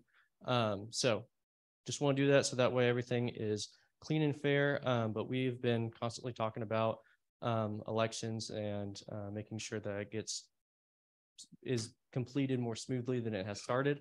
But we are in the midst of that. And so that's been what's consuming my time a little bit. The other thing on the horizon for me and for y'all as well, is the safety and accessibility walk. I love getting to hear Dr. Calhoun and Dwayne and others speak about the mobility and safety of the campus. So next week, it's a required event, sorry, but we're going to survey the campus, and I will send out details to everybody more about where to meet and those specifics. The idea, again, is for senators to kind of survey their own college area or their constituency area if you're in a residence hall position. If you're at large, you'll probably be surveying the area around the UC and within the UC and wherever we might need you. But that is going to be a great opportunity for us to kind of get to work with administration and those efforts that they're trying to do to identify areas that are somewhat, they're just not productive to the safety and accessibility of the campus. Everything is, and I want everybody to understand this, everything is up to code, legally speaking, but obviously there's areas that we can improve on, of what we talked about with the bike share program and just bikes in general.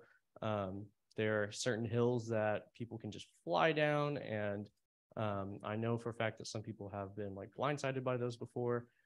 So that's just an example, but that's one of the things that we're like talking about whenever we're going to be on that walk. And I will send a form out too that y'all each get to have, and you can check off certain things about the certain area that you're surveying. And so that way the goal is to compile all that, and then hopefully as student governments continue to do that, they'll be able to compile areas where we've looked at it, we've identified it, and hopefully encourage administration to look a little bit further at those areas that sometimes get overlooked. So that's the goal. That was long-winded, I'm sorry. Vice President Bennett.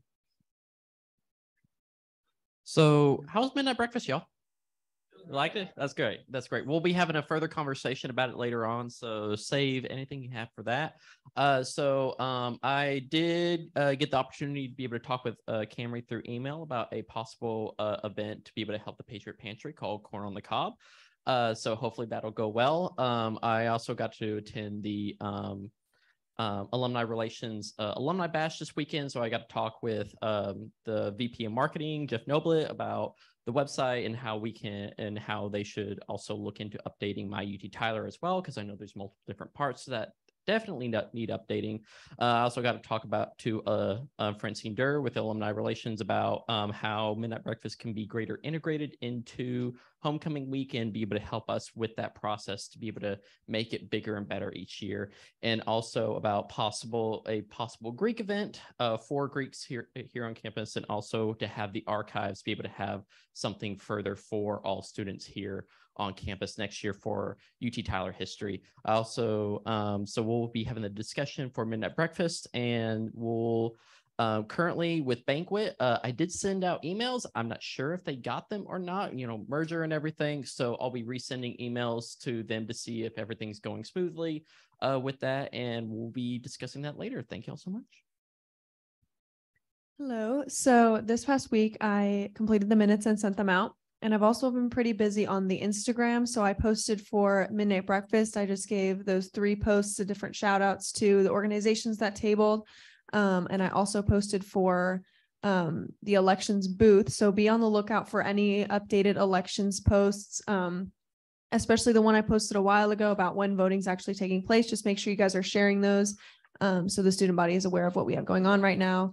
And be on the lookout for any more post-merge posts. I had that one talking about the pre-merge, but look out for any of those and just make sure you're sharing them. So thank you.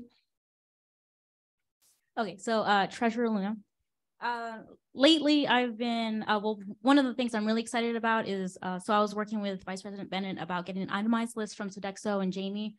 This is, I say exciting because usually we just get like $7.25, $7.75 per student / the total meal. And so having an itemized list to see how much like the sausages and how much everything else costs. I don't know, I like being really detailed. So I think that would be really exciting to get. And then I was trying to update everything, but I don't have the PO for the shirts, but I know that we split it in half with Sodexo with student engagement. So it will be half of whatever that is. And then with some like extra stuff, I believe her name was Cheyenne. She came into the office whenever me and Swarm was in there, and she was from the social work club. She was asking about bank account information. And I just gave her my little spiel about what I always tell people, what the handbook says for organizations and what other organizations have done. And then I also reached out to SOSA with the African Student Organization. I mentioned them before because I haven't gotten their new itemized list, and I should be getting it Thursday night after they meet. So really excited for that. And I keep saying their event's on the 14th, and it's a spring show, like celebration thing for their stuff. And then Soren mentioned kind of bringing it up, but it's kind of something silly. During the UC celebration, I made an in-office and out-of-office sign. So like if people have trouble knowing if we're in there, just like look at the sign. But yeah. This past week, I've been reviewing the Constitution in preparation for election voting, which started yesterday. I've also been helping some students with their emails as best as I can. I don't know a lot about technology, but I know some people in the one-stop in IT. I've been getting information from them to help some of the more simple issues. There's a lot of other issues that students can't fix on their own. It's going to take time for that, but that's it.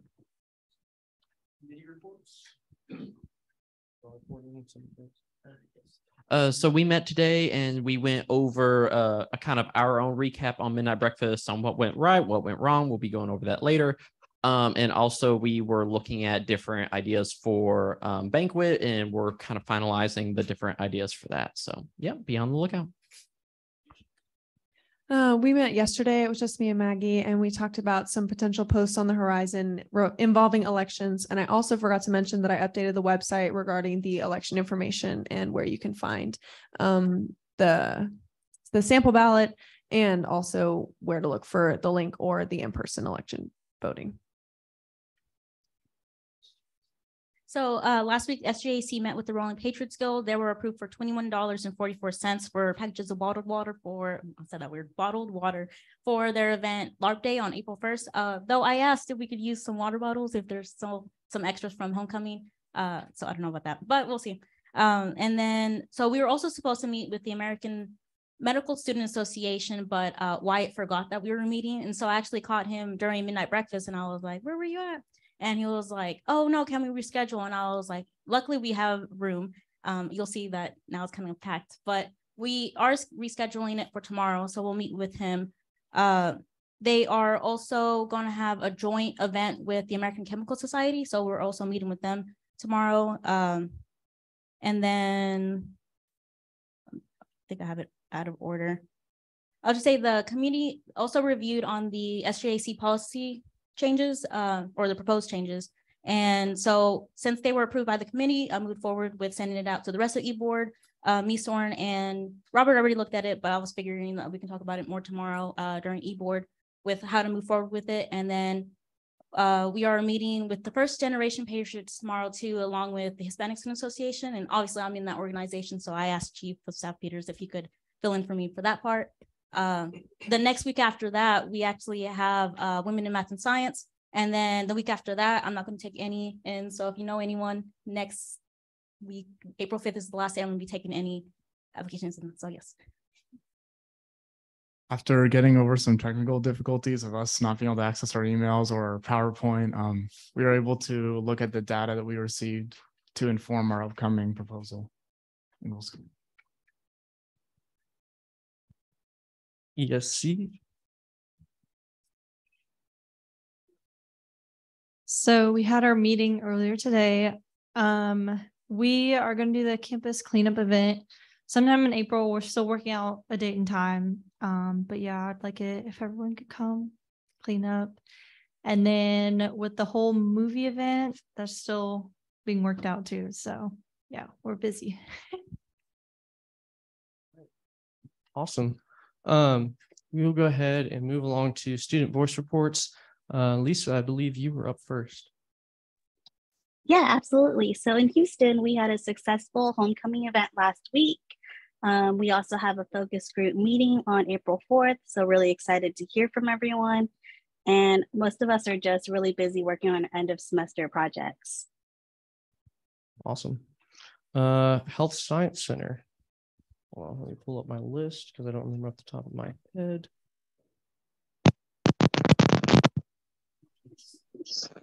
Peace.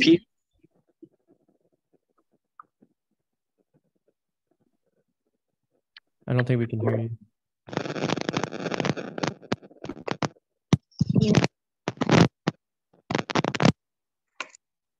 Can you hear me now?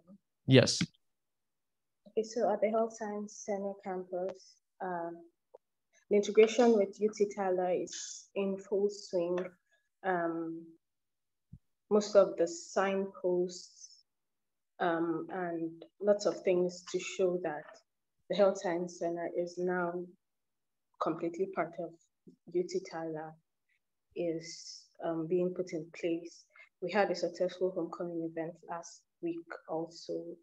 We got the shirt and the barbecue portion. It was really good.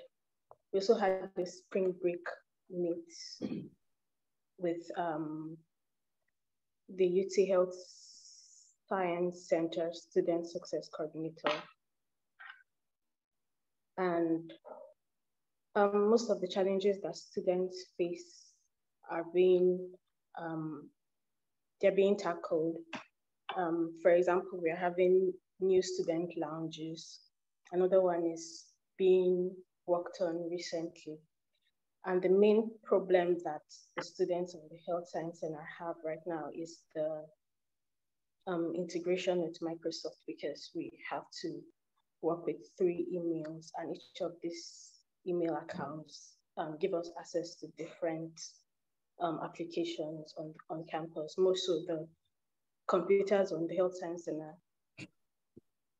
we can't access them using the Patriots email. So those are some of the challenges we have.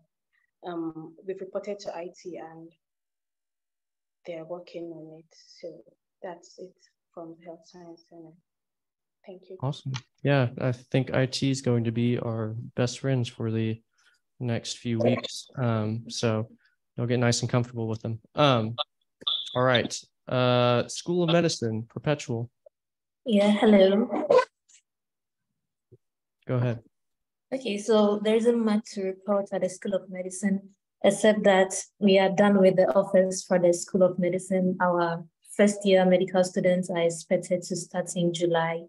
And the biotech students, they have a new program coordinator. And the last time I reported that some renovations were expected, they've been commissioned and they are going on. And because they are trying to expand the program and add 2 more programs, some renovations are also going on in the basements of the research center. That's just about it. Awesome. All right. Does anybody have anything to bring up for old business? Maybe you do have a person. I don't know. Okay. Does anybody have anything? I have stuff to bring up for new business. Who am I kidding? Sorry, I'm losing my mind today. So first up on new business, we have a midnight breakfast recap. I'll kind of lead discussion and then I'll let Robert kind of fill in what questions that y'all might have. Like Robert kind of already asked, how did y'all feel overall about how it was, I guess, logistically handled? Do you think that partly I'm speaking to people that were in the lines with Stewart Hall. Do y'all feel like Stewart Hall is something that should continue for future midnight breakfasts? Do you think that there should be some sort of, there should be at least another line and Stewart Hall to try and lighten up how trafficky it was in Stewart Hall? Is there any questions or comments about that particularly? I think in theory, it was a good idea to have the people lined up at Stewart Hall, but there were just too many of them. So we definitely need to have 2 lines for sure next year and moving forward. But having them at Stewart Hall, it was fairly good once we got the system in place and we got everyone to stop crowding each other so much. Yeah, it worked out. And then we need to have more than 1 person on crowd control. I agree. I think we were talking about that. Me and Camry were at least talking about that during that, as there needs to be dedicated people to line control. I think that would be a great option. Chloe, go ahead. I have a couple comments. First of all, the people who were in charge of the lines did an amazing job with what they were given. That was really good. And I really like the idea of it coming through Stewart Hall, but I just thought of this just now, so bear with me. Like people start lining up about an hour early. So I'm thinking, can we keep them outside of Stewart Hall and then have more people outside of those doors and make sure they're filing in one at a time to try to traffic control that? That's just a thought. Like, obviously we're not going to do that right now, but. So one of the issues with that is with it being such a long hallway, there is the issue of having so many people coming through such small and elongated space that we might have a stampede essentially. And that's what we want to avoid at all times. I think that's why I think it would be personally, I think it would be necessary to have at least one other line somewhere, preferably at the front of the UC. So I think that would help hopefully fix some of that and dilute people coming from Stewart Hall. But yeah, I do like Stewart Hall just for the kind of control aspect of it and how it's like kind of a natural access point whenever we're trying to let people in. The other thing I want to touch on before I forget about it, and I'm not going to be here, so this is just my suggestion in general, but for future student governments, whenever we are registering organizations, to have a detailed lists of who is tabling for that organization. That way there's not just a bunch of people, like 10 people showing up for one table, and then at the moment that it starts, like 5 of them going, well, probably was more than that, 9 of them going and grabbing t-shirts before the people that had been waiting in line for an hour got the opportunity to. So I think that would be something that would be worthwhile. The other thing I want to sort of touch on, and I might be opening a can of worms, but so it has to do with who gets what positions. I think the most fair way potentially in the future, and again, this is just a president on his way out giving his maybe unwise advice, but could be sort of not like a lottery system, but just like putting your name in a bowl and then getting drawn. I think it would level the playing field a little bit. Obviously, I know that the president and vice president are going to want their specific people for helping them, but just an idea. I know there's also benefit to not doing it that way. So, okay, that went better than I thought. Alexis. Senator Minnick, this is like a Met thing, so it's very minute, but I think it could help with just the efficiency of people getting their food and going in and out. I was like, so we had me and Macy like serving syrup and whatever weird stuff they had, and I'm sitting there doing it, whatever. So she's at her station, I'm at my station, and they send some other like random guy to come help me, which really isn't helpful at all because we only have one spoon for like this syrup, or whatever, it's supposed to go in. So if I need syrup and I have like 10 people lined up, then I'm still waiting to get the syrup spoon to serve somebody else who wants syrup. You know what I'm saying? So I'm thinking, one, it could either be helpful to just not try to have multiple people serve the same tiny syrup station, or 2, you get some like syrup packets and just give them self-serve stuff. Yeah, I think the solution to that is a little twofold. I think part of it's a little hard because we're working with Sodexo, and so like they have their way of doing things. So I think the first part of that would be the future e-board and Sodexo communicating more clearly on how the Met is going to operate and who's going to do what. I think the other solution to that is just getting more spoons, to be frank, or utensils. So that way people are able to serve multiple people at one station at one time. I don't know, maybe we need to do a senator project to give Sodexo more spoons or forks or utensils, but more syrup. I would say the same thing. Also, we have to be grateful that Sodexo is letting us use their facilities.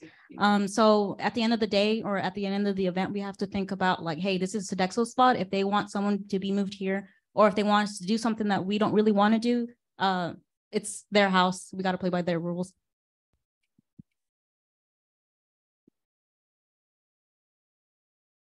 I thought the cleanup was fantastic. I don't know what was different. Did we just have? I I have another. So this has to, it's more of a political thing, actually. Not SSC.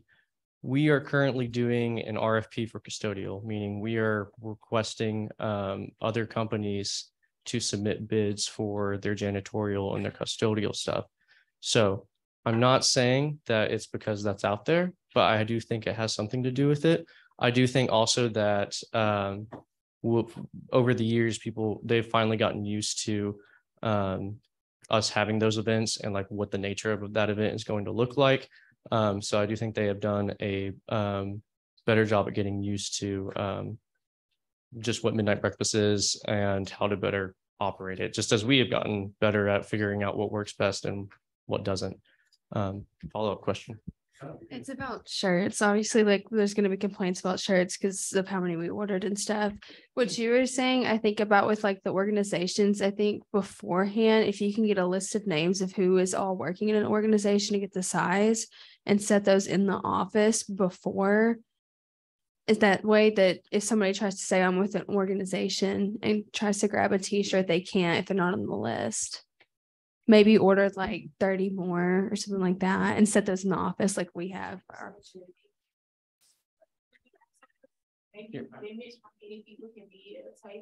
Yeah, that's what kind of what I was trying to get at too. It'd be like 2 or 3. That's what I would think. Right, I agree.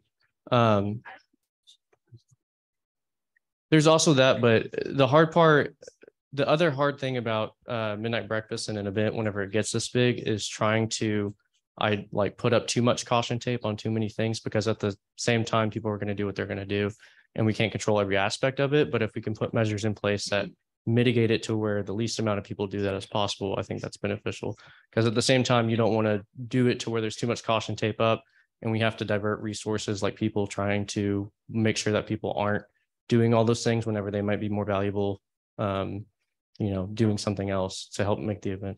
So I think an easy way to mitigate this in the future is just to release the shirts at a later time. Make it be at 11. Just everybody is in by 11. Drop the shirts at 11. If that's really your priority, you can make it to be there by 11. Yeah. I think the only thing that comes up with that is like, it just might be another line that gets formed, but I think we can do it in a way to where that would be a good option. And it would get people to stay around longer too, potentially. Yes. Sorry, I want to get to, does anybody else have any comments over there? I don't want to, I'll come back to you. Okay, go ahead, real quick. I do think it should be like strongly emphasized that we order more shirt. Like we set aside more money since we know how big the event is now. It's been 2 years. This has been big money. More money needs to be set aside for those shirts. Ideally, future student governments would probably engage in more partnerships with just other than student engagement to try and get those shirts funded. The other option is potentially, and I don't think it's time to do that this semester, but you could put it up for a referendum to allow student government to have more fees in order to provide a better midnight breakfast. Yeah, we get a bigger budget, so you can do more, but oh boy. Okay, Senator. I just had a comment about the shirts because I was one of the people that like worked handing out the shirts, and we try to make sure that we like handed out the shirts at the time that we started the event. So like people that had like there were tabling that came in, we just told them like, hey, we can only get this when it starts. So we kind of try to put that in place. Robert. So we did talk whenever we were there at midnight breakfast. Me and Landry did talk about having the shirts later on, like right before, but we did not go down that path because we felt that a lot of people would have been upset because it wasn't communicated to them beforehand, and so they would have kept on coming in being like, "Where's my shirt?" And we're like, "You gotta wait." Well, we were promised a shirt. You gotta wait, and And so I just wanted to say that it was brought up. And so we were, and so thank you so much, Adon, for bringing that up again. We will be implementing that later on. And I know we only had Justin there in the hallway, which he's not here, sadly. I know one of the things that he ran into and that Andy Batty also helped out with was that they were very crowded, and it wasn't exactly a line. It was more like just a mass of students. And so if there was something that went wrong, students wouldn't be able to get out of there quickly and efficiently. I know the line went all the way to the doors there at the end of Stewart Hall. It was insane. And so what Andy T and Justin were able to do was form them into 2 separate lines, add space between the lines so that if something does happen, if we need to get down there, we can in an efficient manner. I'd really like the idea of syrup packets. I do. That's something that we can really put into place. Yeah. Yeah, it would also be more cost efficient. I just have a question kind of for overall. So for the shirts, we order them like based on, you know, a specific budget, but we obviously went over our budget. So I know it can be flexible, especially with partnerships. But I just want to hear what you guys think. Like, so we ordered 200. So should we try to ballpark to try to give everyone who attends a shirt, or like what are we trying to go for with ordering more shirts? Because I think the 200 that we do right now, maybe we could go up a little bit, but I think the first come first serve is kind of like a fun thing too, to try to get people like there, like, oh, we got to get there early to get a shirt. So with ordering more shirts, like what exactly do you guys mean by that? So one of the issues with giving everyone a shirt is that the amount of people that come fluctuates so much. So last semester we had about 1,100 students. This semester we had about 800 students. And so it changes a lot. And so for us to be able to do that first come, first serve, it really allows us to be able to have that equal opportunity for a lot of students to be able to come in. And also on our part, we don't have too many shirts left over at the same time, because then we got to figure out what to do with those shirts somehow. Plenty of leftover shirts in our office from other events. Suggestion, you put a cap on how many free shirts there are, and after that they have to pay for them if it's that big of a deal to them. And 2, they pre-register, and if they pre-register for midnight breakfast, so you have an idea of how many people want to come, and then of course you have a buffer. And if they pre-register, they get a free shirt. So the problem with both of those is that people don't come, even if they are RSVP, or we get all the shirts and then people don't buy the shirts, and now we just have a bunch of shirts that we went in the ditch for and below the red. So that would be kind of a danger there. Let me get Soren real quick, because Soren's had his hand up for a while. Okay. Just going back to the line discussion, I'd really like to reemphasize what Landry said about that extra level of organization with, you know, sort of understanding who is working at the organization table and who is not working at the organization table. Because there were some problems with people who felt like privileged enough to just like walk into the front of the line and saying they're working at the table when there's 12 of them. So just like to the future student government who like is able to decide some of this stuff, like try to find a way to like ensure fairness when it comes to the line. And I take some responsibility for that, because it was hard in the moment to sort of like get like a group of 20 people, tell them it's like, okay, everyone go to the back. Like it was because we were trying to, they started asking us questions about it, and we were trying to, you know, so just having that extra level of understanding to, you know, enforce fairness for people in the line is a big deal. Soren went on record and said it was all his fault. So I did want to talk about the paying for the shirts afterwards. So how we were able to do that with Sodexo is that they are a for-profit company with the university, and so that they are able to charge money. And so that's how we were able to stay within our budget. And also we capped it at 700 people, and anything past that they would pay to get in. However, with us, since we are student fee funded, we cannot ask people to pay for stuff. We cannot get we can get donations to the university, but we cannot get money from the student body other than through student fees or a generous donation from the university. They have to go through advancement. Yeah, they would have to go, advancement would have to get involved, and then that could lead to a whole plethora of bureaucracy that we all love. I have 2 things. Chloe, I think like 100 to 200 more is pretty efficient, because I feel like that's not too much, but it's not too little. I feel like 200 is pretty like not enough. And then I had another question too. What about all the leftover food from Sodexo? Does that just get thrown away? Does it get donated? Jamie's really good at making sure that a lot of things aren't wasted. Yes, he is. And The other thing too about that is that they do serve breakfast the next day. So like if they're not going to use that food, then a lot of it gets used in the morning. But yes, Jamie does a great job of making sure that there's not leftover food. That's also one of the reasons why we only paid for 700 this year, is because we play this game every year where we're like, okay, well, we, like Robert was kind of saying, and I think, by the way, this kind of all ties in, and I'll get to my point, that card reader, having that system was way more accurate than what we've had in the past. Because I know in the past we've had QR codes and stuff like that, that people will try and do it, but then it won't load on their phone and then just get in anyways. And so now there's not this disagreement between us and Sodexo as to how many people came to the event. So although like technically on the record, it shows that we had less turnout this time, I do think that previous numbers were a little bit more inflated. And so I do think we're getting a more accurate count.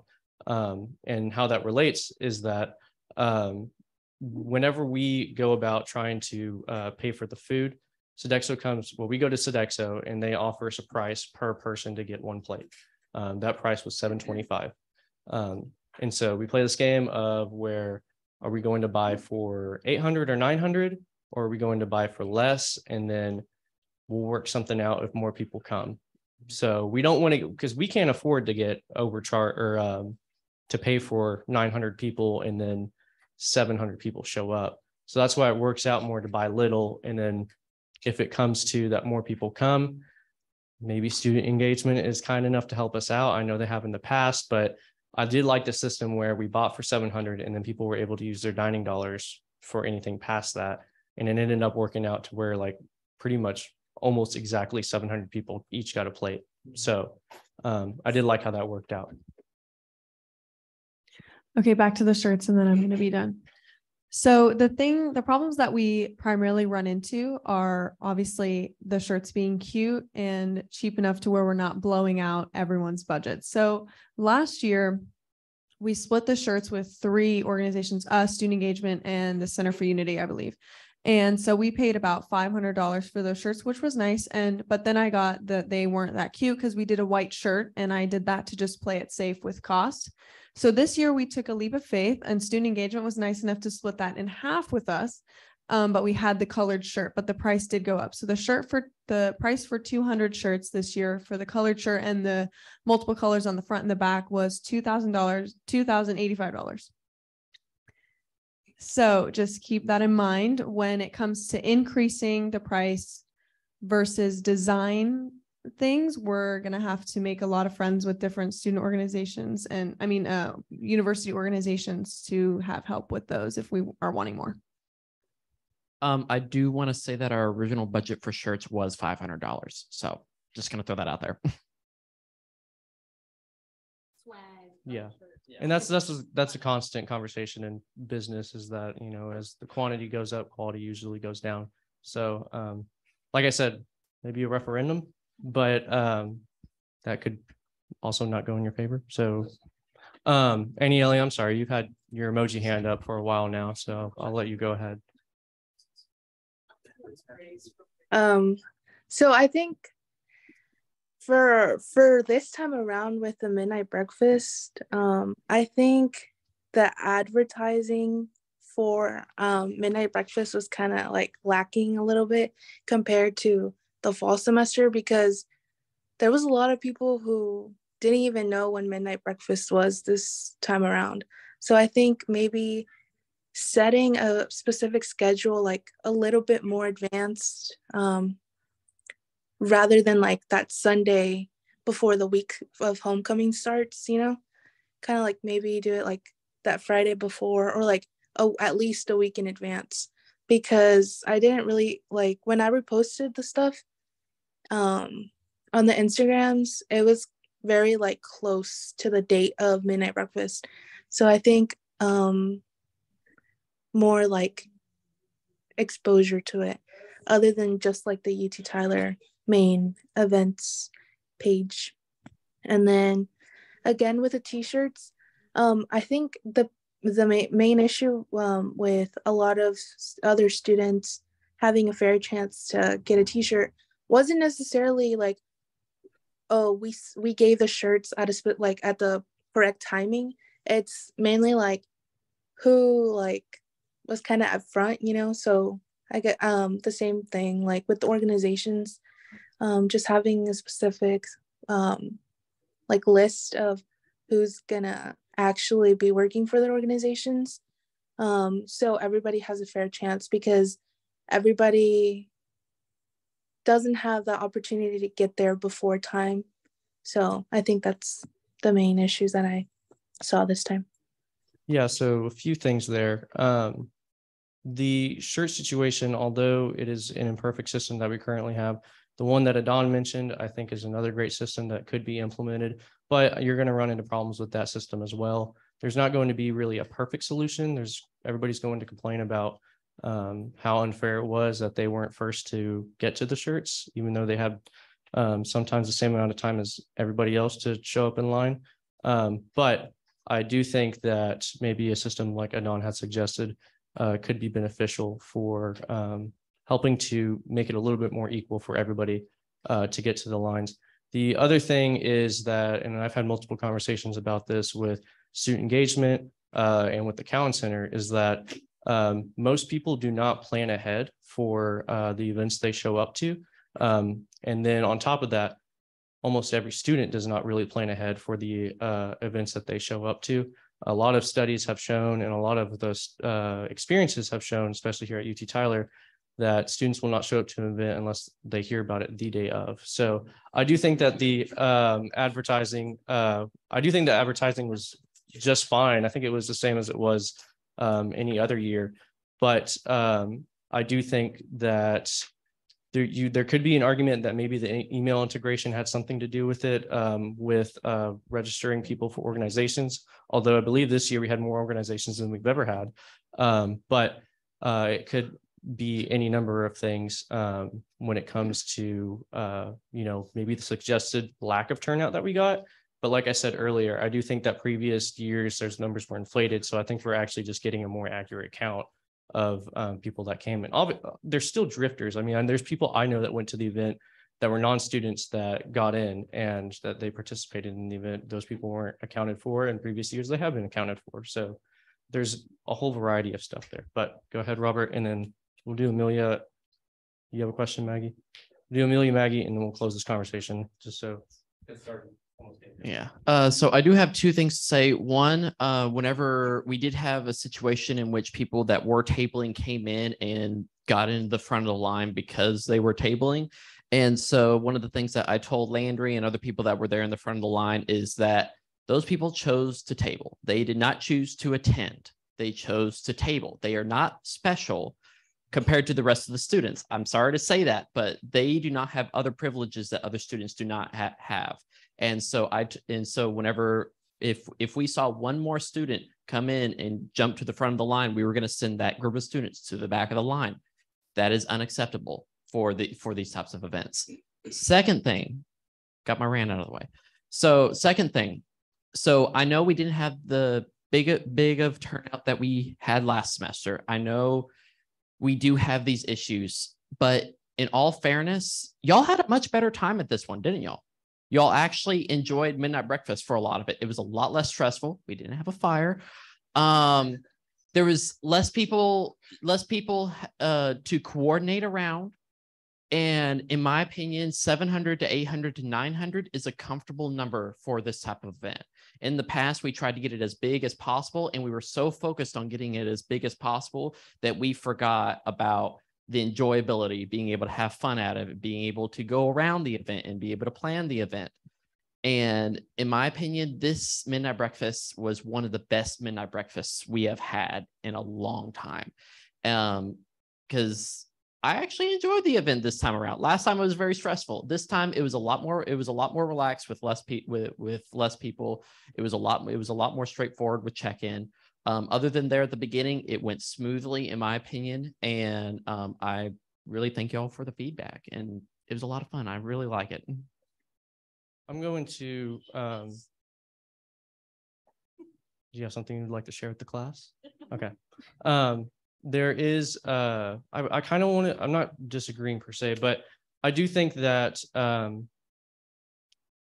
organizations, although they enjoy no privileges over any of the other students that are in attendance, they are doing us a favor by providing their activities, providing sometimes food like a cakewalk, or providing activities like that for the rest of the event. So I don't want to go and say that they should be elevated at all, but I do think that there could be something that student government could do as a thank you or in some way, shape, or form for them showing up to those events. And I think it would be a great way to help bond those organizations to student government. So just an idea. I'm going to go Amelia, Maggie, Beverly, and then we'll be done. Because, by the way, I'm not saying anybody should, but y'all can close this discussion if y'all want. So. Okay.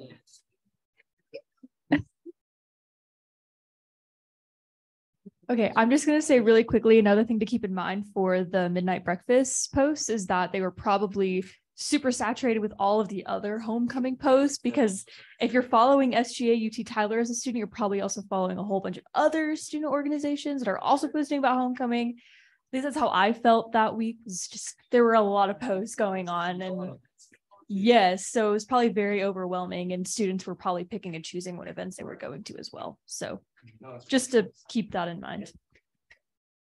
I just had one comment. I feel like it's already been touched on a little bit with the shirts being set aside. Was that table that was in the front, like the blue one, was that the one where organizations checked in or no? So there was a little bit of, I'll fall on the sword for this.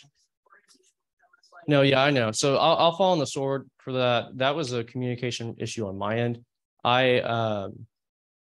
That was kind of a last second thing that we decided, is that we were going to, whenever we split those lines, we were going to send organizations into the far right line, because we did have some sympathy, or at least I had some sympathy for them because they are serving in the event. And I don't want to just say, if you're serving, like you can't go and get shirts. So I'm glad that they did send representatives down there to, go and enjoy that aspect of it. But there wasn't any clear, like, this is a line for the food, this is the line for the shirts, this is a line to go enjoy the orgs.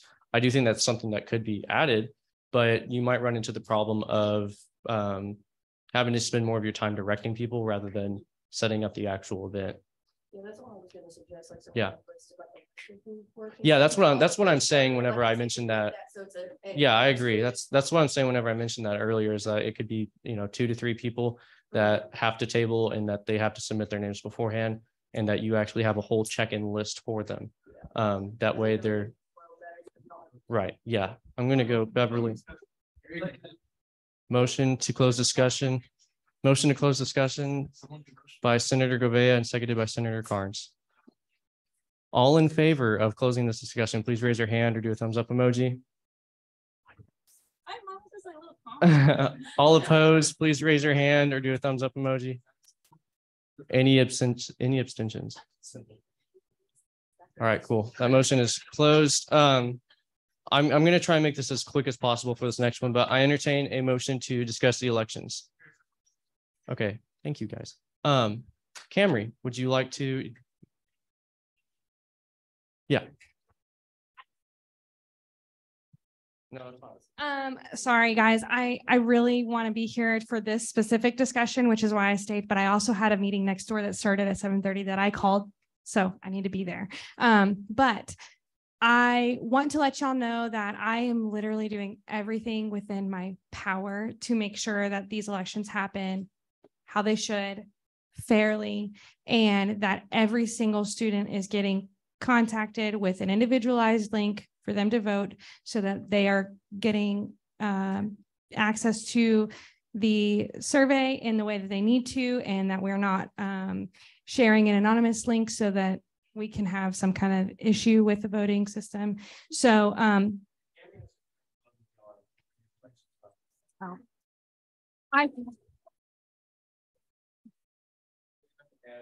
was around like 425 students that were not able to even access all 13, to make sure that every single one was able to have access. Yeah.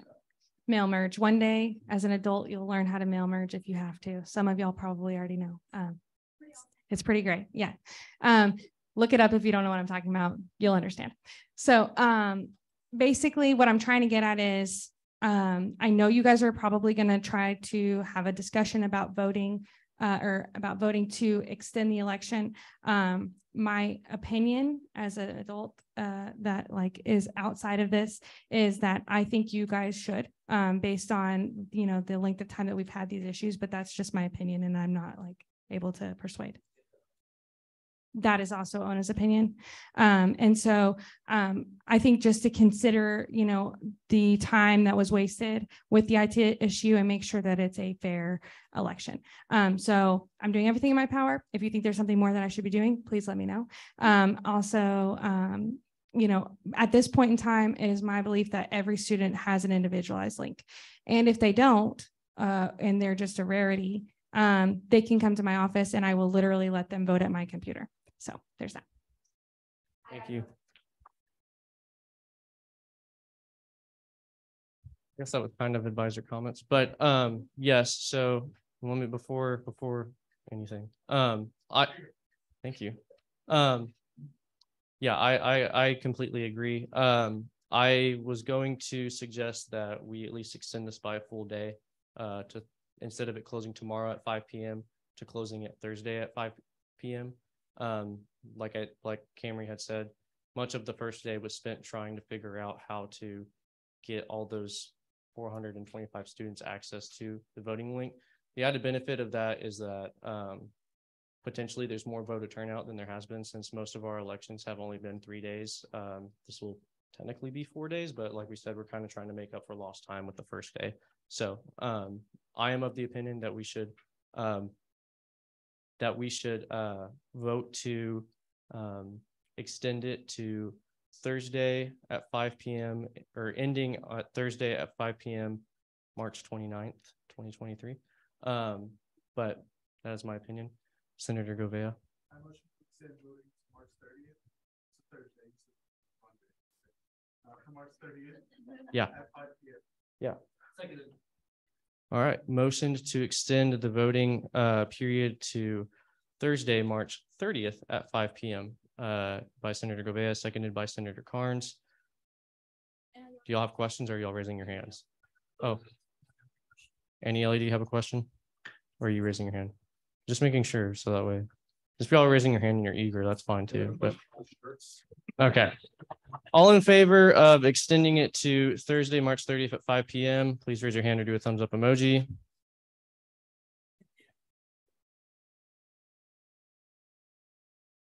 Any opposed, please raise your hand or do a thumbs up emoji. Any extensions? Abstentions? This is an extension. All right, cool. Thank you.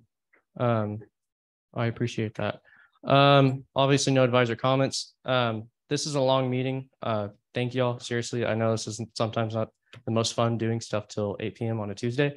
But I really do appreciate it. I'm sorry for all the long meetings that we've had this year, but if it makes you feel any better, I've enjoyed them somewhat.